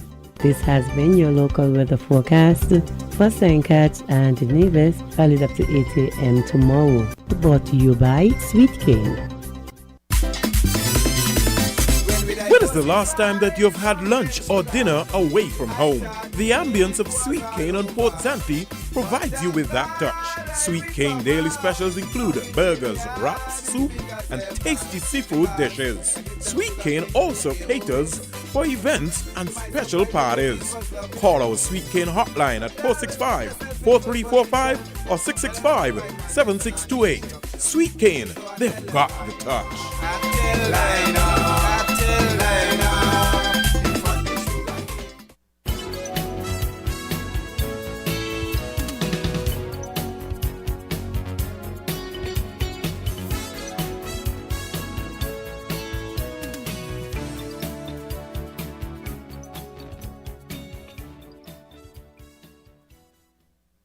WINN is 98.9. 98.9 is Win FM.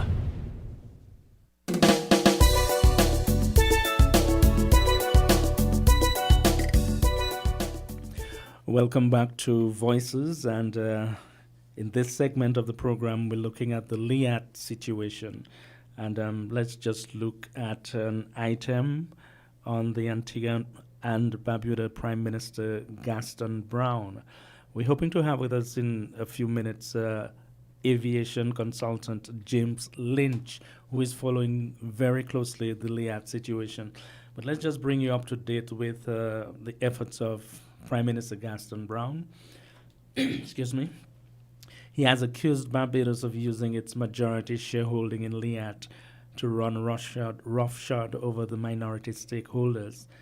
And Antigua and Barbuda Prime Minister Brown has called on Bridgetown to meet in a last-ditch effort to save the regional airline from demise.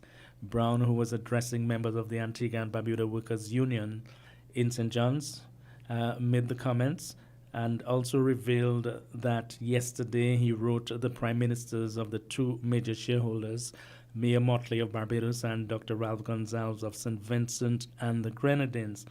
And he's basically asking them to attend a final meeting to discuss his proposals for reorganizing Liat. And we actually have our guest now, aviation consultant James Lynch. Mr. Lynch, good afternoon. Hi, James. Can you hear me? 1, 2, 3, 4? Yes, indeed, I can hear you. And I was just beginning to look at the latest Gaston Brown situation. I know you're up on all of that, including the latest from former IMF economist Thomson Fountain.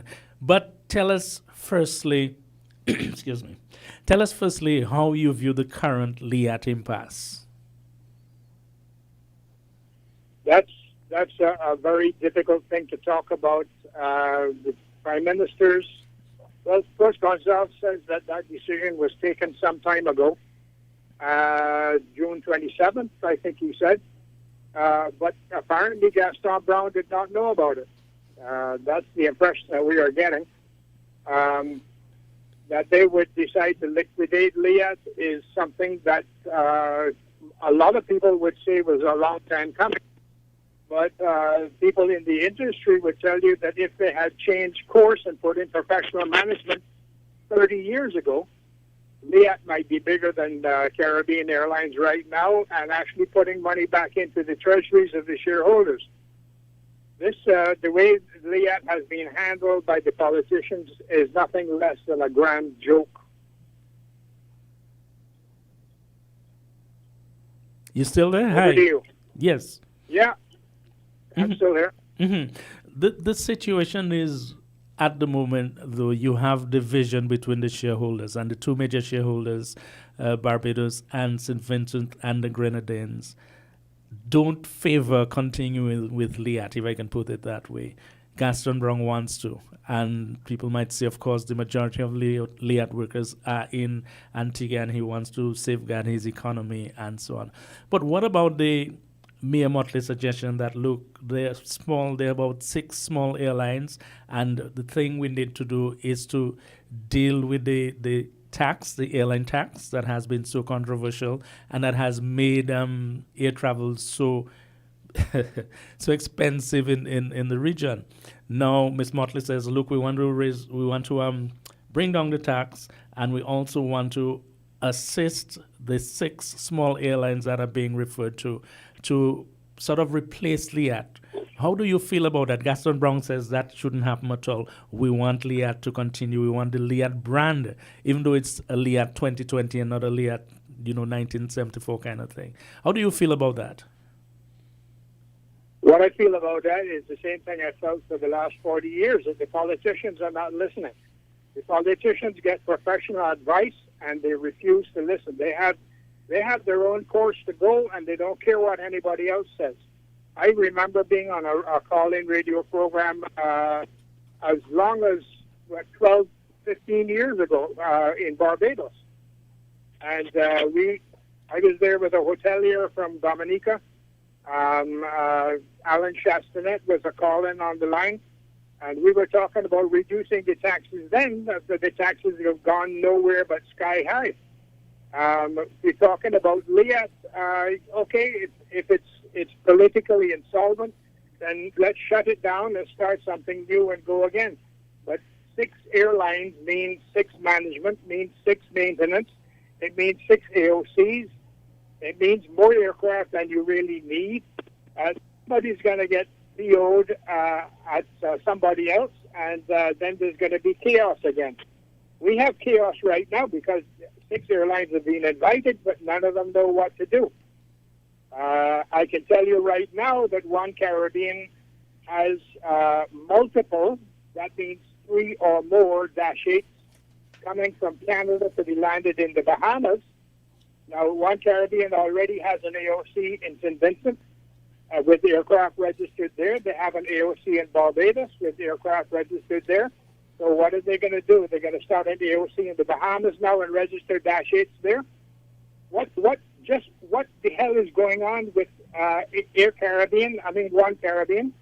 They have, 3 or 4 pilots. They have 2 airplanes with another one on the way, another SAB on the way. And there's only one word for it, and that is CHAOS, chaos.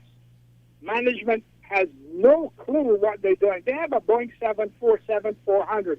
That's the biggest model on the registry. It's now sitting in Kansas City doing nothing.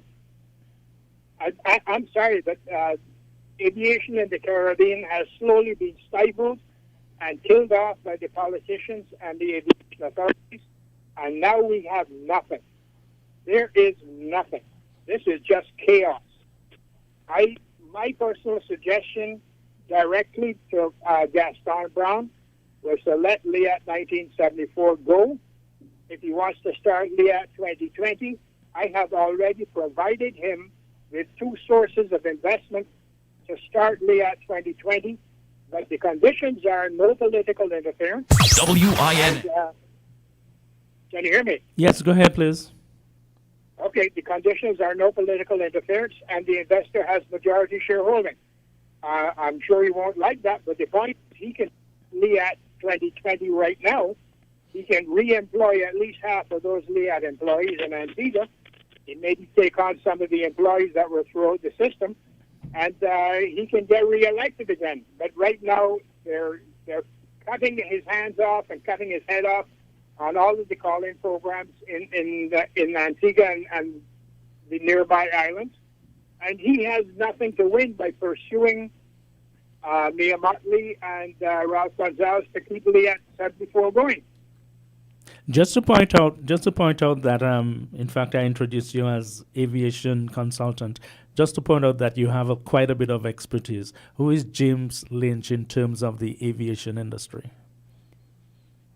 I started in aviation as an air traffic controller in Barbados. I did that for 2 years. Then I went to Canada and I got my commercial pilot's license. I went back to Barbados, but it was one of those cycles there were no jobs. I found a charter job with Tropic Air Flying Islanders and DC-3. From Tropic Air, I went to Air BVI and I flew Island DC-3 there.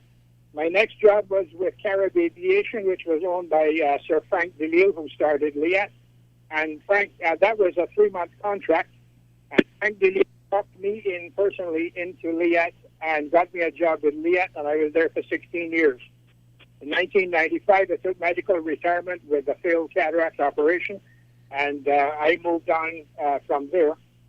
But in the meantime, I became a programmer, and I created something called the Crane Caribbean Regional Aviation Network, and that is how I stay up to date with the news articles. I know what's going on. I know most of the players in the Caribbean. I get people sending me emails with various tips on what's going on. That's how I know about the Dash 8s coming down to the Bahamas. They're going to the Bahamas. Why aren't they going to St. Vincent? But there's no provision for them to be taken to St. Vincent. They have to be delivered in the Bahamas. I know a lot of stuff that I don't talk about, and it is truly disgusting to a Caribbean man who has the best interests of the Caribbean at heart. This politics, it is so nasty. It is unbelievable. Over to you, sir. So there's the suggestion that there should be private sector involvement. To what extent should that be? To what extent would you support that? Private sector involvement, 51% or more. Get the politicians out of business. Politicians not be in any business. There's no reason why taxpayers should be supporting a business that's politically directed and failing. So as far as I'm concerned, private sector should be running businesses. Let politicians get on with the business of running government. Get out of business. Well, there is one former IMF economist, Dr. Thomson Fountain, and I'm sure you read his article. Yes, I read his article, and I disagree with him. Why do you disagree with it? LIAT could have been run profitably if it was run properly. You cannot take a bookkeeper from a hotel and make them CEO of a highly technical airline and expect results. It's just ridiculous the way that they make political appointments. The board, which the board is supposed to direct the top decisions of the airline, the board has not one single person on it who has any idea what goes on in aviation or airlines. Not one. Well, in terms of letting our listeners know what Dr. Thomson Fountain says, he suggests that he's in fact blaming in part the demise of LIAT on what he calls the low volume of traffic between the islands. Critics have attributed the financial turbulence being experienced by LIAT to bad management, but Fountain said overall the volume of people that you need to be traveling are simply not there. 6 carriers, of course, I think we mentioned already, have expressed interest in taking over LIAT's travels route in the wake of the carrier's current financial challenge. And they are SVG Air, One Caribbean, you mentioned already, Caribbean Airlines, Inter-Caribbean Airways, Silver Airways, and Air Antilles. Thomson Fountain says whoever takes over LIAT will have to eventually increase the cost of travel.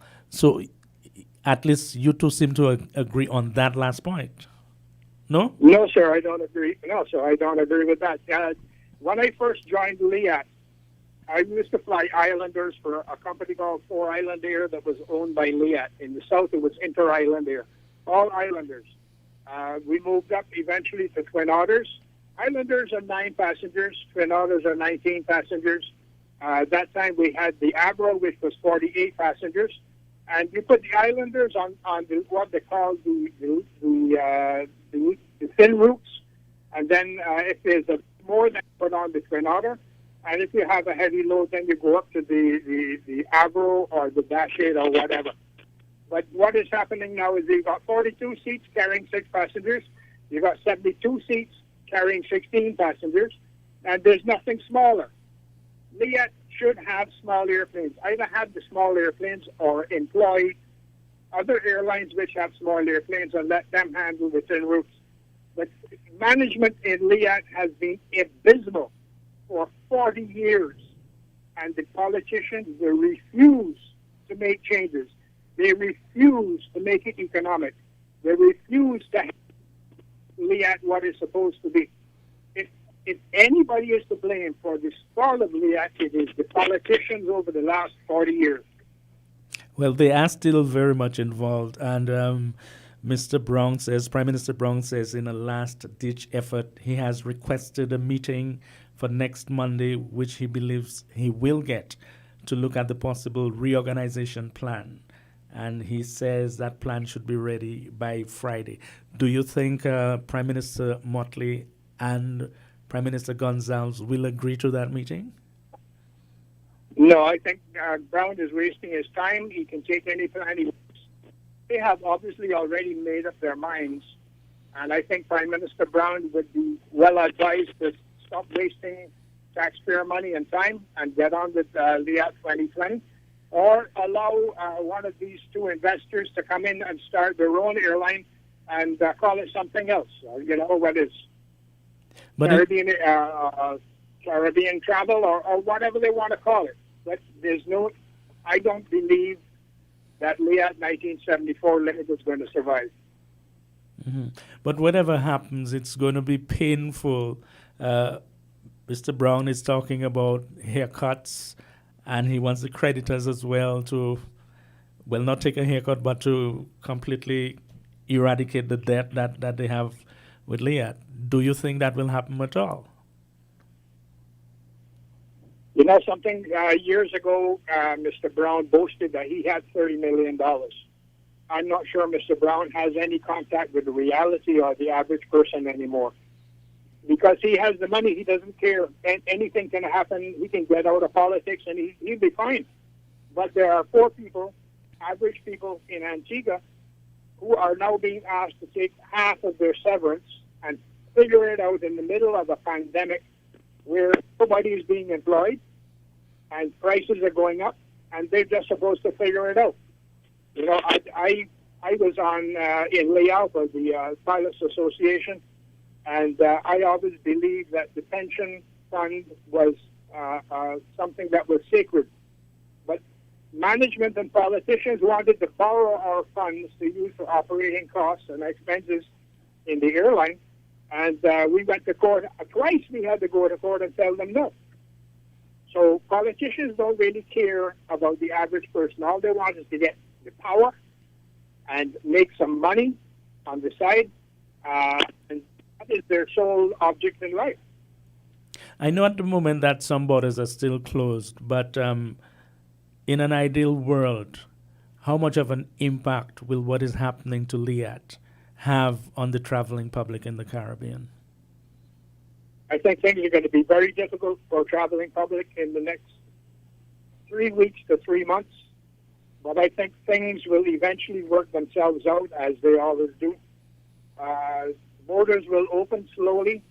I hope to God they don't let the Americans in, because however much I'm in Canada, however much we do in Canada, all they do have is open borders, and we will get all infected again. Because Americans don't give a damn. They will come and nuzzle up to you and give you the COVID and then walk away, and they'll be happy. So I think one of the main things the politicians in the Caribbean have to do is make sure that Americans don't come in. And I understand that the British are almost the same way. Do you the think? idea is to get rid of COVID, not keep it going. Okay, we have people listening attentively to you. I'm sure they'll be wanting to put one or two questions to you, so be prepared for that. Not a problem. All right. Dr. Fountain has called out people who he said are rejoicing over the demise of Liat, reminding them that they will be the ones losing at the end. Are people really rejoicing over the Liat situation? You think so? Well, I'm in Canada. I don't really hear that kind of stuff. My contacts are mostly industry, people who are in aviation and airlines or are on laid off from Liat. So I don't really hear rejoicing. What I hear is sadness. Okay, so basically, if you were in a position to give advice to the CARICOM heads, after all, you're a consultant, they could employ you. What sort of advice would you give them? What CARICOM needs is an airline that is truly regional, that has no nationality. When I say truly regional, I mean Suriname all the way out to the west coast of Mexico, up to Bermuda and back down to Suriname. These airlines here call themselves regional. Caribbean Airlines calls themselves regional. Liat calls themselves regional. Bahamas calls themselves regional. But in fact, they are sub-regional. They're not regional at all. Historically, the Caribbean is served by language or colonial power. In other words, the Dutch serve themselves, the French serve themselves, Trinidad serves itself, and it collects revenue from other countries. And Liat, it seems to be the only one that is anywhere near Caribbean. You know, they run up and down the islands, they lose money, but they serve. They serve. Do you think people... The go ahead. fact is, I have a plan, which is a business plan for a business system. And I'm looking for funding at almost the point where I get funding, and it embeds a regional airline, a truly regional jet airline that goes along the network that I spoke of, which is the size of Canada. It's a huge network.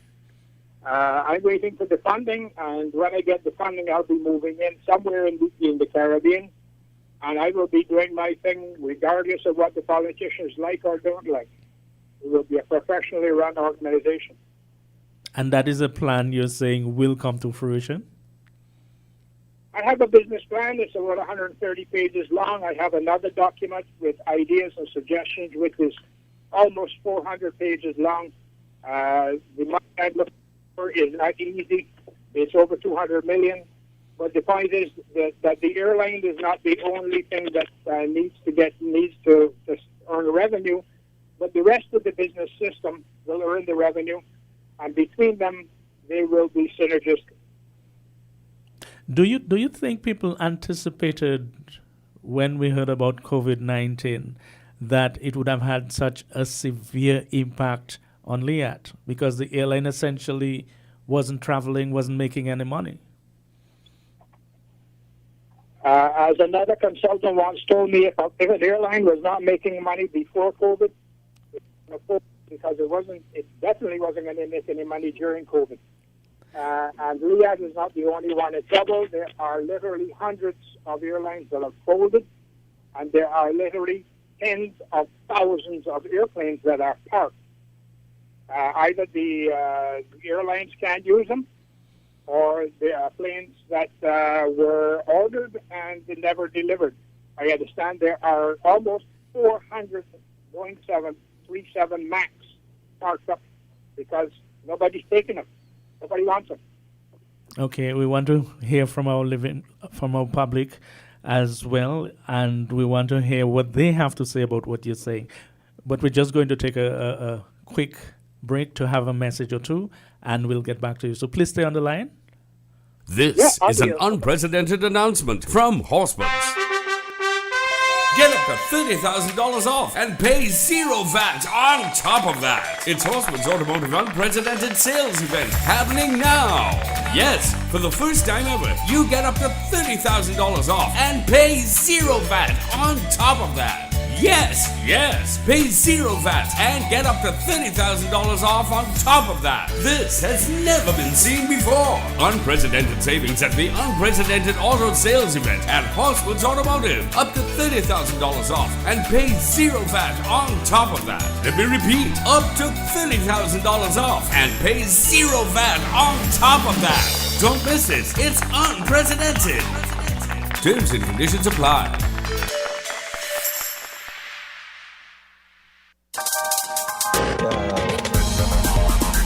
We're different. We're 98.9. 98.9 Win FM. Okay, welcome back to Voices. Our guest is aviation consultant James Lynch. Before we get back to you, Mr. Lynch, we have a call on the line. Let's take that caller. Hello. Yes, good day to you and your guest. Hi, good day. You mentioned the fact that one of the problems with Liat is that, well, operationally at least, is that it doesn't have smaller aircraft. I was wondering what he thinks of a model such as using existing small airlines like Winair and One Caribbean and those smaller airlines to shuttle passengers to the hubs of Antigua, Barbados, or Trinidad, and just let Liat run between the hubs. Liat right now, I think, technically owns just 3 aircraft. The others are leased. I think that may help save Liat as well as take into account the concerns of the other countries in the region and the other regional airlines. Otherwise, especially in this environment, we are going to be fighting for very little traffic, over the next coming months, I would say. I'd like to hear if you think that model is workable. Okay, Mr. Lynch, you heard the question? Yeah. Okay. When I joined Liat in 1980, we had the Avros and operating Liat 333, Liat 333. That would go a milk run down the islands to St. Lucia, and then across to Barbados, and then across to St. Vincent, and then down to Grenada, and then turn around and come back north again. What used to happen was that in the earlier, before the 333, the islanders used to go out in the north and pick up passengers out of St. Kitts, Nevis, Anguilla, and Barbuda, bring them to Antigua, and they would join the 333 and head down the road.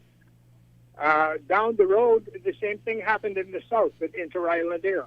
Inter-Island would go pick up passengers from the smaller islands, bring them to Grenada, and then those passengers would go north wherever they needed to go.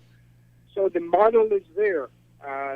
The reason that Liat was not so efficient back then is because turbine engines or turboprops or jets are not efficient at low altitude. And they are most efficient when they get up high and they go for a long time. So that's why the 748s were not that great, because they are operating at low altitude and high frequency.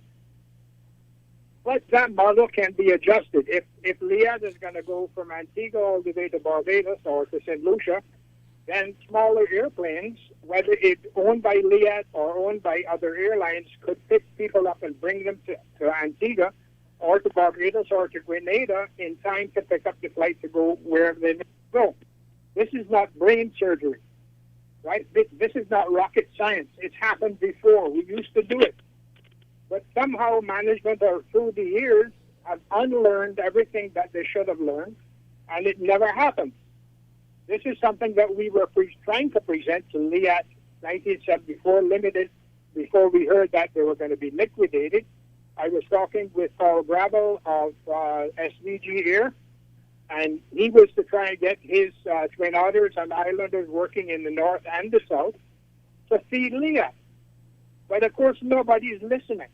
Nobody is listening. Neither management nor the board nor the shareholders. Nobody is listening.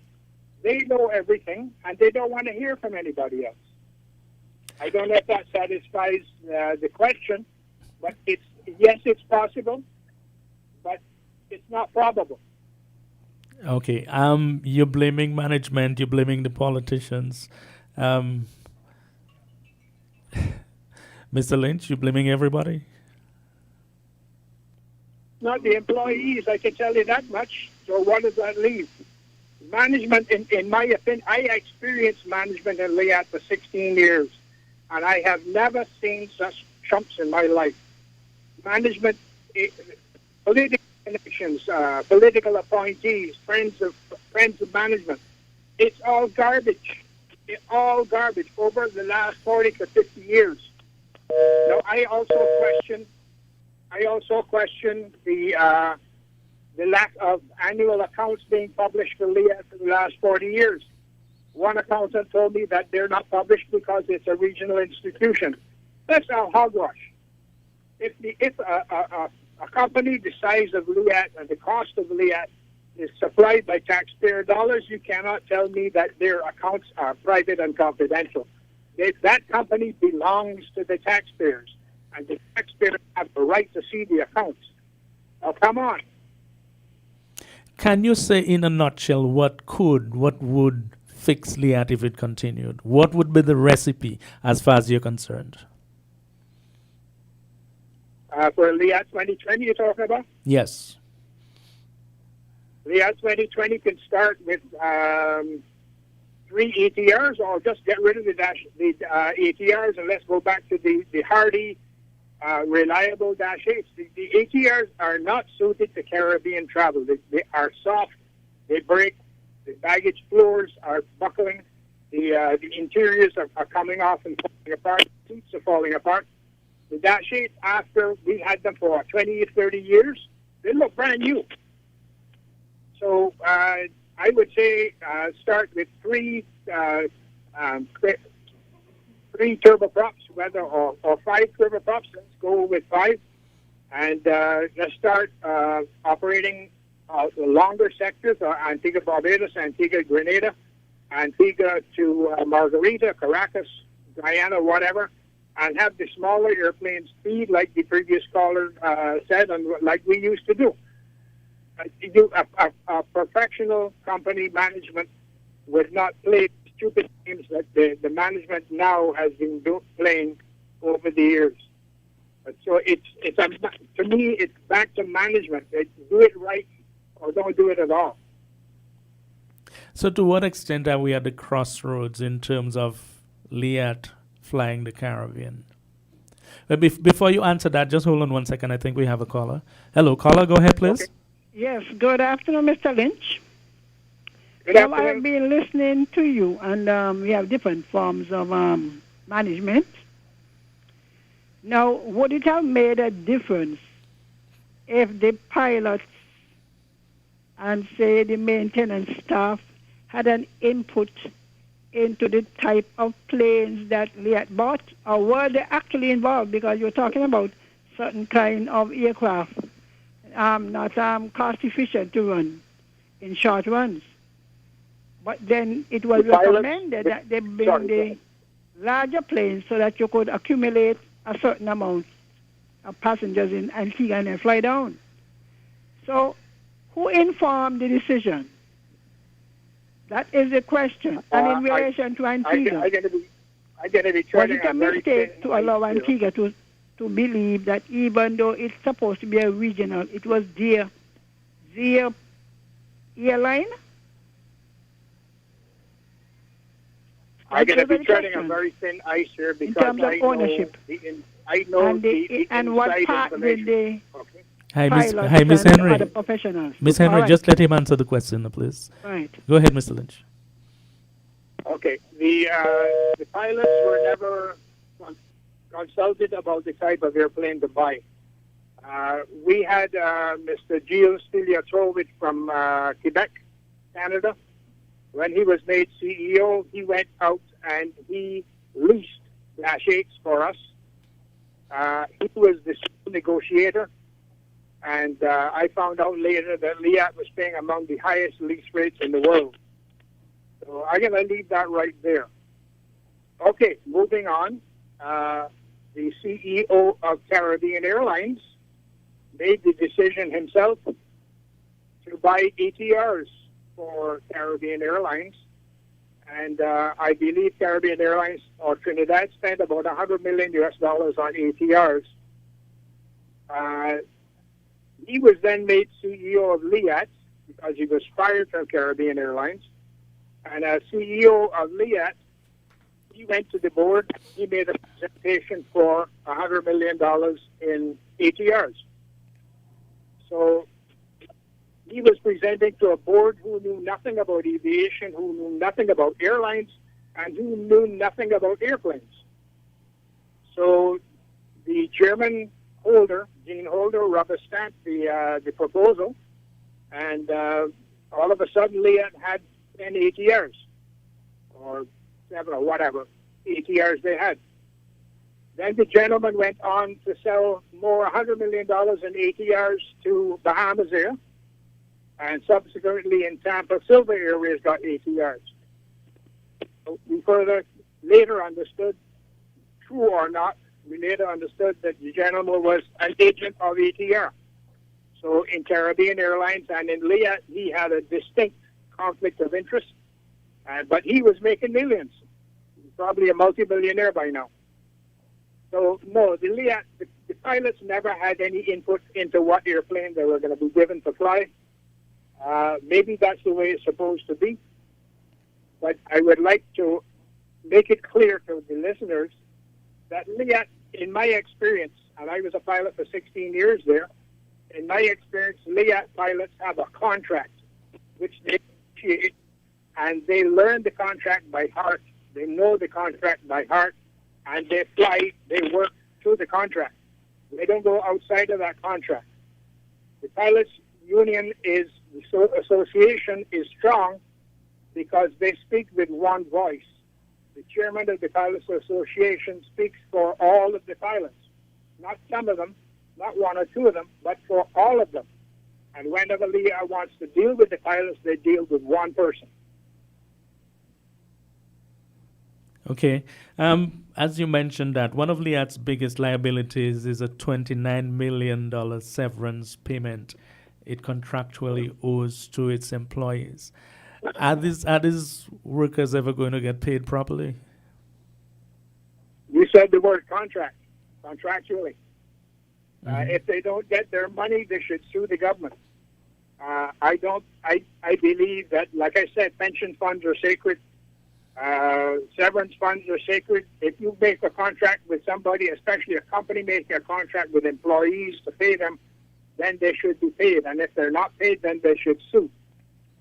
But that's how I feel. Because right now, I think the politicians are playing games with people. Well, this is what I was about to ask. Whom do you sue exactly? Because Prime Minister Gaston Brong, for example, says these people should get their money, and he's suggesting the other leaders involved are not necessarily want to make sure that happens. While Mr. Brong is saying that, though, he is talking about haircuts. So it looks like they're between a rock and a hard place. Yeah, but who has been getting the benefits over the last 40 years or 50 years of Liat? But Antigua. The employees in Antigua should get the severance pay that they work for in Antigua. Barbados, if I know the Barbados pilots wanted to leave Antigua for the Barbados because they were paid the same amount in Barbados dollars, so they got a raise. But if Antigua got the benefit from people in Antigua working and paying into the scheme, then they should get their severance pay. And if they have to sue the government, then sue the government. Where's all the money gone? I keep asking this over and over again for years. Where's all the money going? You know, you put money into pension, and later on you find out that the government borrowed it. Pension funds, government borrowed it for some pet project. The money gone. You know, a long time when a member of the government stole $18 million out a runway resurfacing thing. There was in Antigua, there was a phrase called "away the money gone." Away the money gone. I'm asking the same question here. Where has all the money gone? This is disgusting. Do you support people who say, well, look, you know, this thing is beginning to sound so much more like a big mess? It is a big mess because the politicians have made it so. Okay, we have a caller on the line, so just hold on one second. Hi, caller, go ahead, please. Yes, good day to everybody. Greetings in Jesus' name. Now, first of all, I would like to say, the gentleman who is speaking, to a certain degree, and I would say to a very, very good degree, it seems as though he is saying basically what I have said some time ago and have been saying more than once in the past. And the last time when I spoke on this program concerning Liat, I said, we need to get the government out of it. We need to reduce the taxes.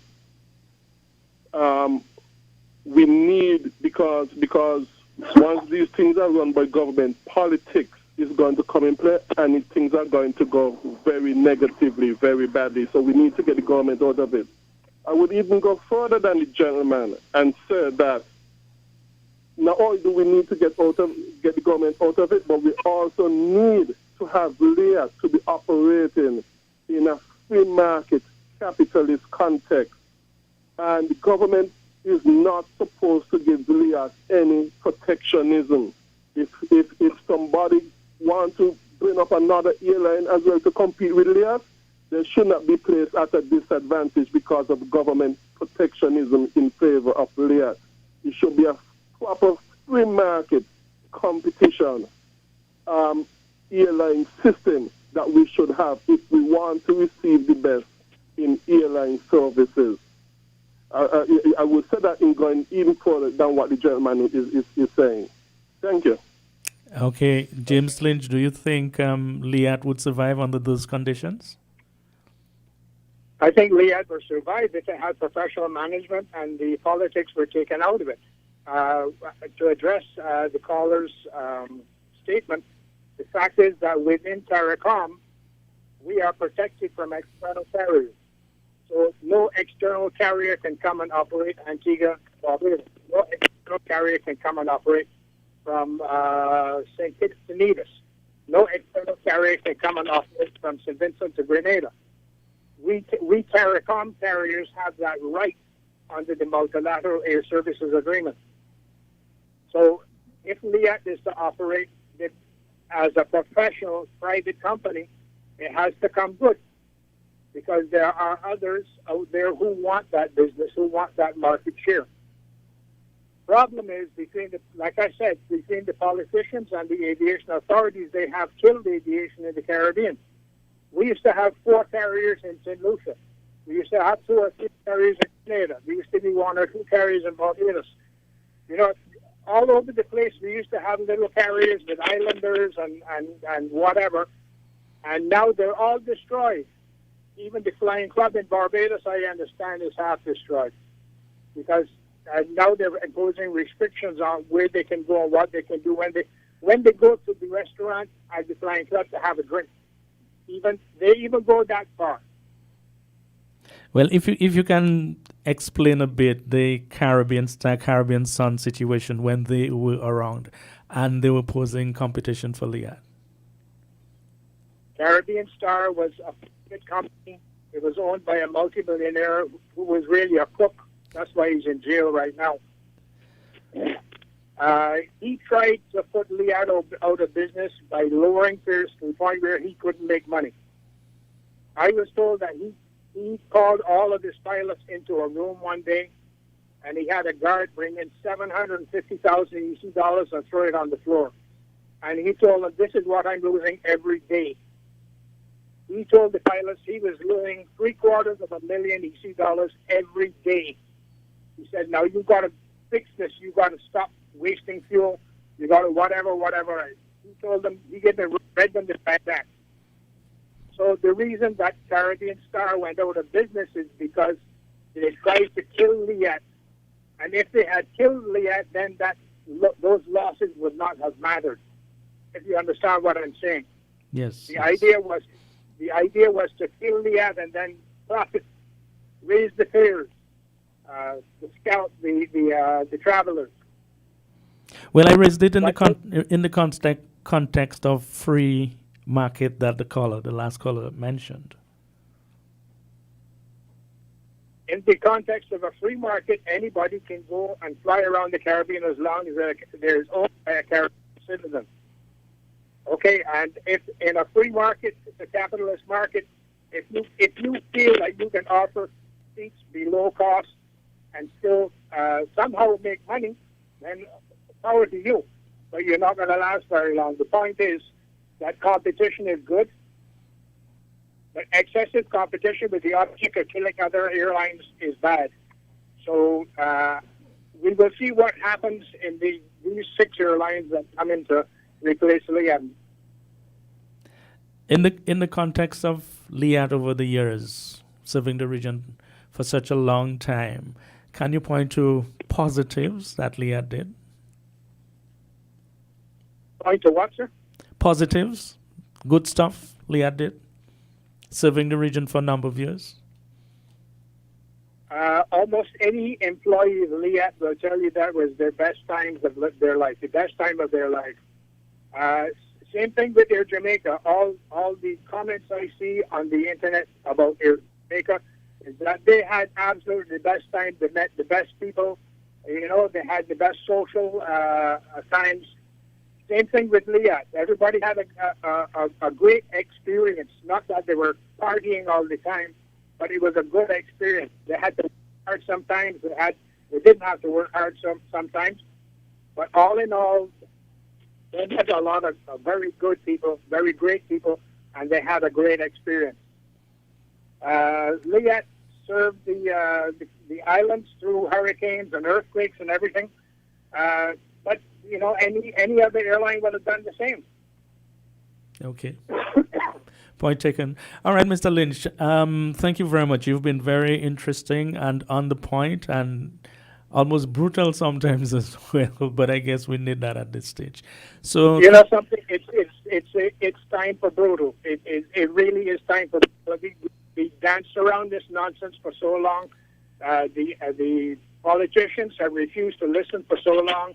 Management has refused to listen for so long. Okay, take them out the door. Let's go with something else again.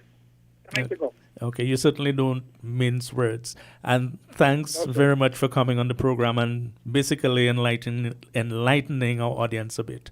Thanks again. We hope we'll have you some other time in the near future as well. Thank you, sir. Have a good one. And you. Thank you very much. Okay, you're listening to Voices. We have about 9 minutes to go still. Let's just... We do have a caller at this stage, so let's take the caller. Hello? Voices, we have about 9 minutes to go still. Hi, I think you have your radio on loudly. Could you turn down your radio, please? Yes, sorry about that. Okay, go ahead. Yes, I wanted to say something in addition to the gentleman's response. I would have liked to say that the more the governments lower the taxes, is the more the airlines operating in a free market context will be able to drop the prices of their tickets and at the same time be making great profits as they lower the cost of the traveling tickets. I would have liked to say that in addition to what the gentleman has said. I also would have loved to say that I also believe, like some other places, that the airports also should be privately owned and run as well. This is not a new idea or concept. Okay. Right? And all these things will be in line with the Bible way of doing things, which is the only way that things work. Thank you very much. Let me put a very quick question to you before you go. You still there? Yes. St. Kitts and Nevis kind of had a hands-off approach in terms of becoming a shareholder of Liat, and to some extent, Basta was criticized for that. Do you think they took the right approach given what is happening to Liat today? Anything that is going in the direction of the free market capitalist direction, as you said that the government here did, I would fully agree with that, because that is going in the direction of the Bible way of doing things, and that's the only way that works. So yes, I would definitely agree with that. Definitely, because that would be moving in the direction of the Bible way of doing things. Thank you. Okay, thank you very much. Let's take a message or two, and we'll come back to wrap up the program. It's about 23 minutes past. We're different. We're 98.9. 98.9. Win FM. This is an unprecedented announcement from Horseman's. Get up to $30,000 off and pay zero VAT on top of that. It's Horseman's Automotive Unprecedented Sales Event happening now. Yes, for the first time ever, you get up to $30,000 off and pay zero VAT on top of that. Yes, pay zero VAT and get up to $30,000 off on top of that. This has never been seen before. Unprecedented savings at the Unprecedented Auto Sales Event at Horsford's Automotive. Up to $30,000 off and pay zero VAT on top of that. Let me repeat, up to $30,000 off and pay zero VAT on top of that. Don't miss it. It's unprecedented. Terms and conditions apply.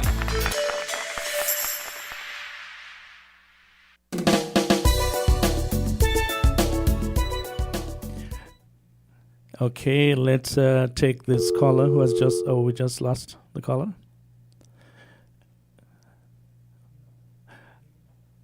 Okay, we do have another caller. Hi, go ahead, please.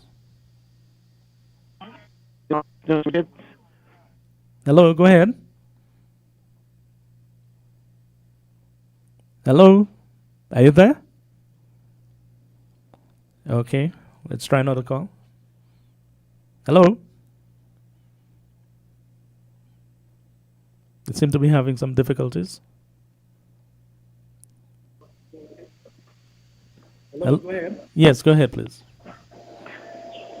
Yeah, hello, good afternoon. Hi, good afternoon. Yeah, I wanted to get in with you guys.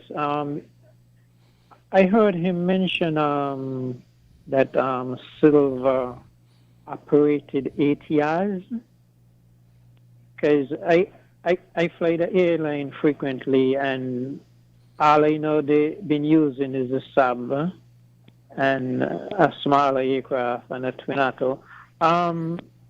I know Executive Air is who operated American Eagle, and I could recall one time going into Puerto Rico when we hit the runway, I thought the plane broke up. I mean, it was shaking, you know. And I really believe those types of aircraft wasn't designed for that short run, as he was mentioning. I do agree. And one more thing to you. Are you okay? And my reason for asking that, you took a lot of blows Monday night. I took a lot of blows? Yes, sir. I think you're very wrong about that, sir. Well, the amount of head blows you get Monday night, I was hoping that you're okay. My head feels just fine, don't worry. Okay. I think I know what you're referring to, because one or two people mentioned stuff to me. Let me tell you something. I've been in this business for... Okay, he's gone. But I've been in this business for 40 years. You get criticized all the time. It's not a problem in that. It's par for the course, and it's part of the program. But we do have another call. Caller, go ahead, please. Hello? Yes, go ahead. Yes. Can I bring it back to local stuff? Yes, you can. In fact, you only have about 4 more minutes. Yeah, okay. One of the inserts, I'm going to the throne speech. One of the inserts in the throne speech called for innovation and creativity.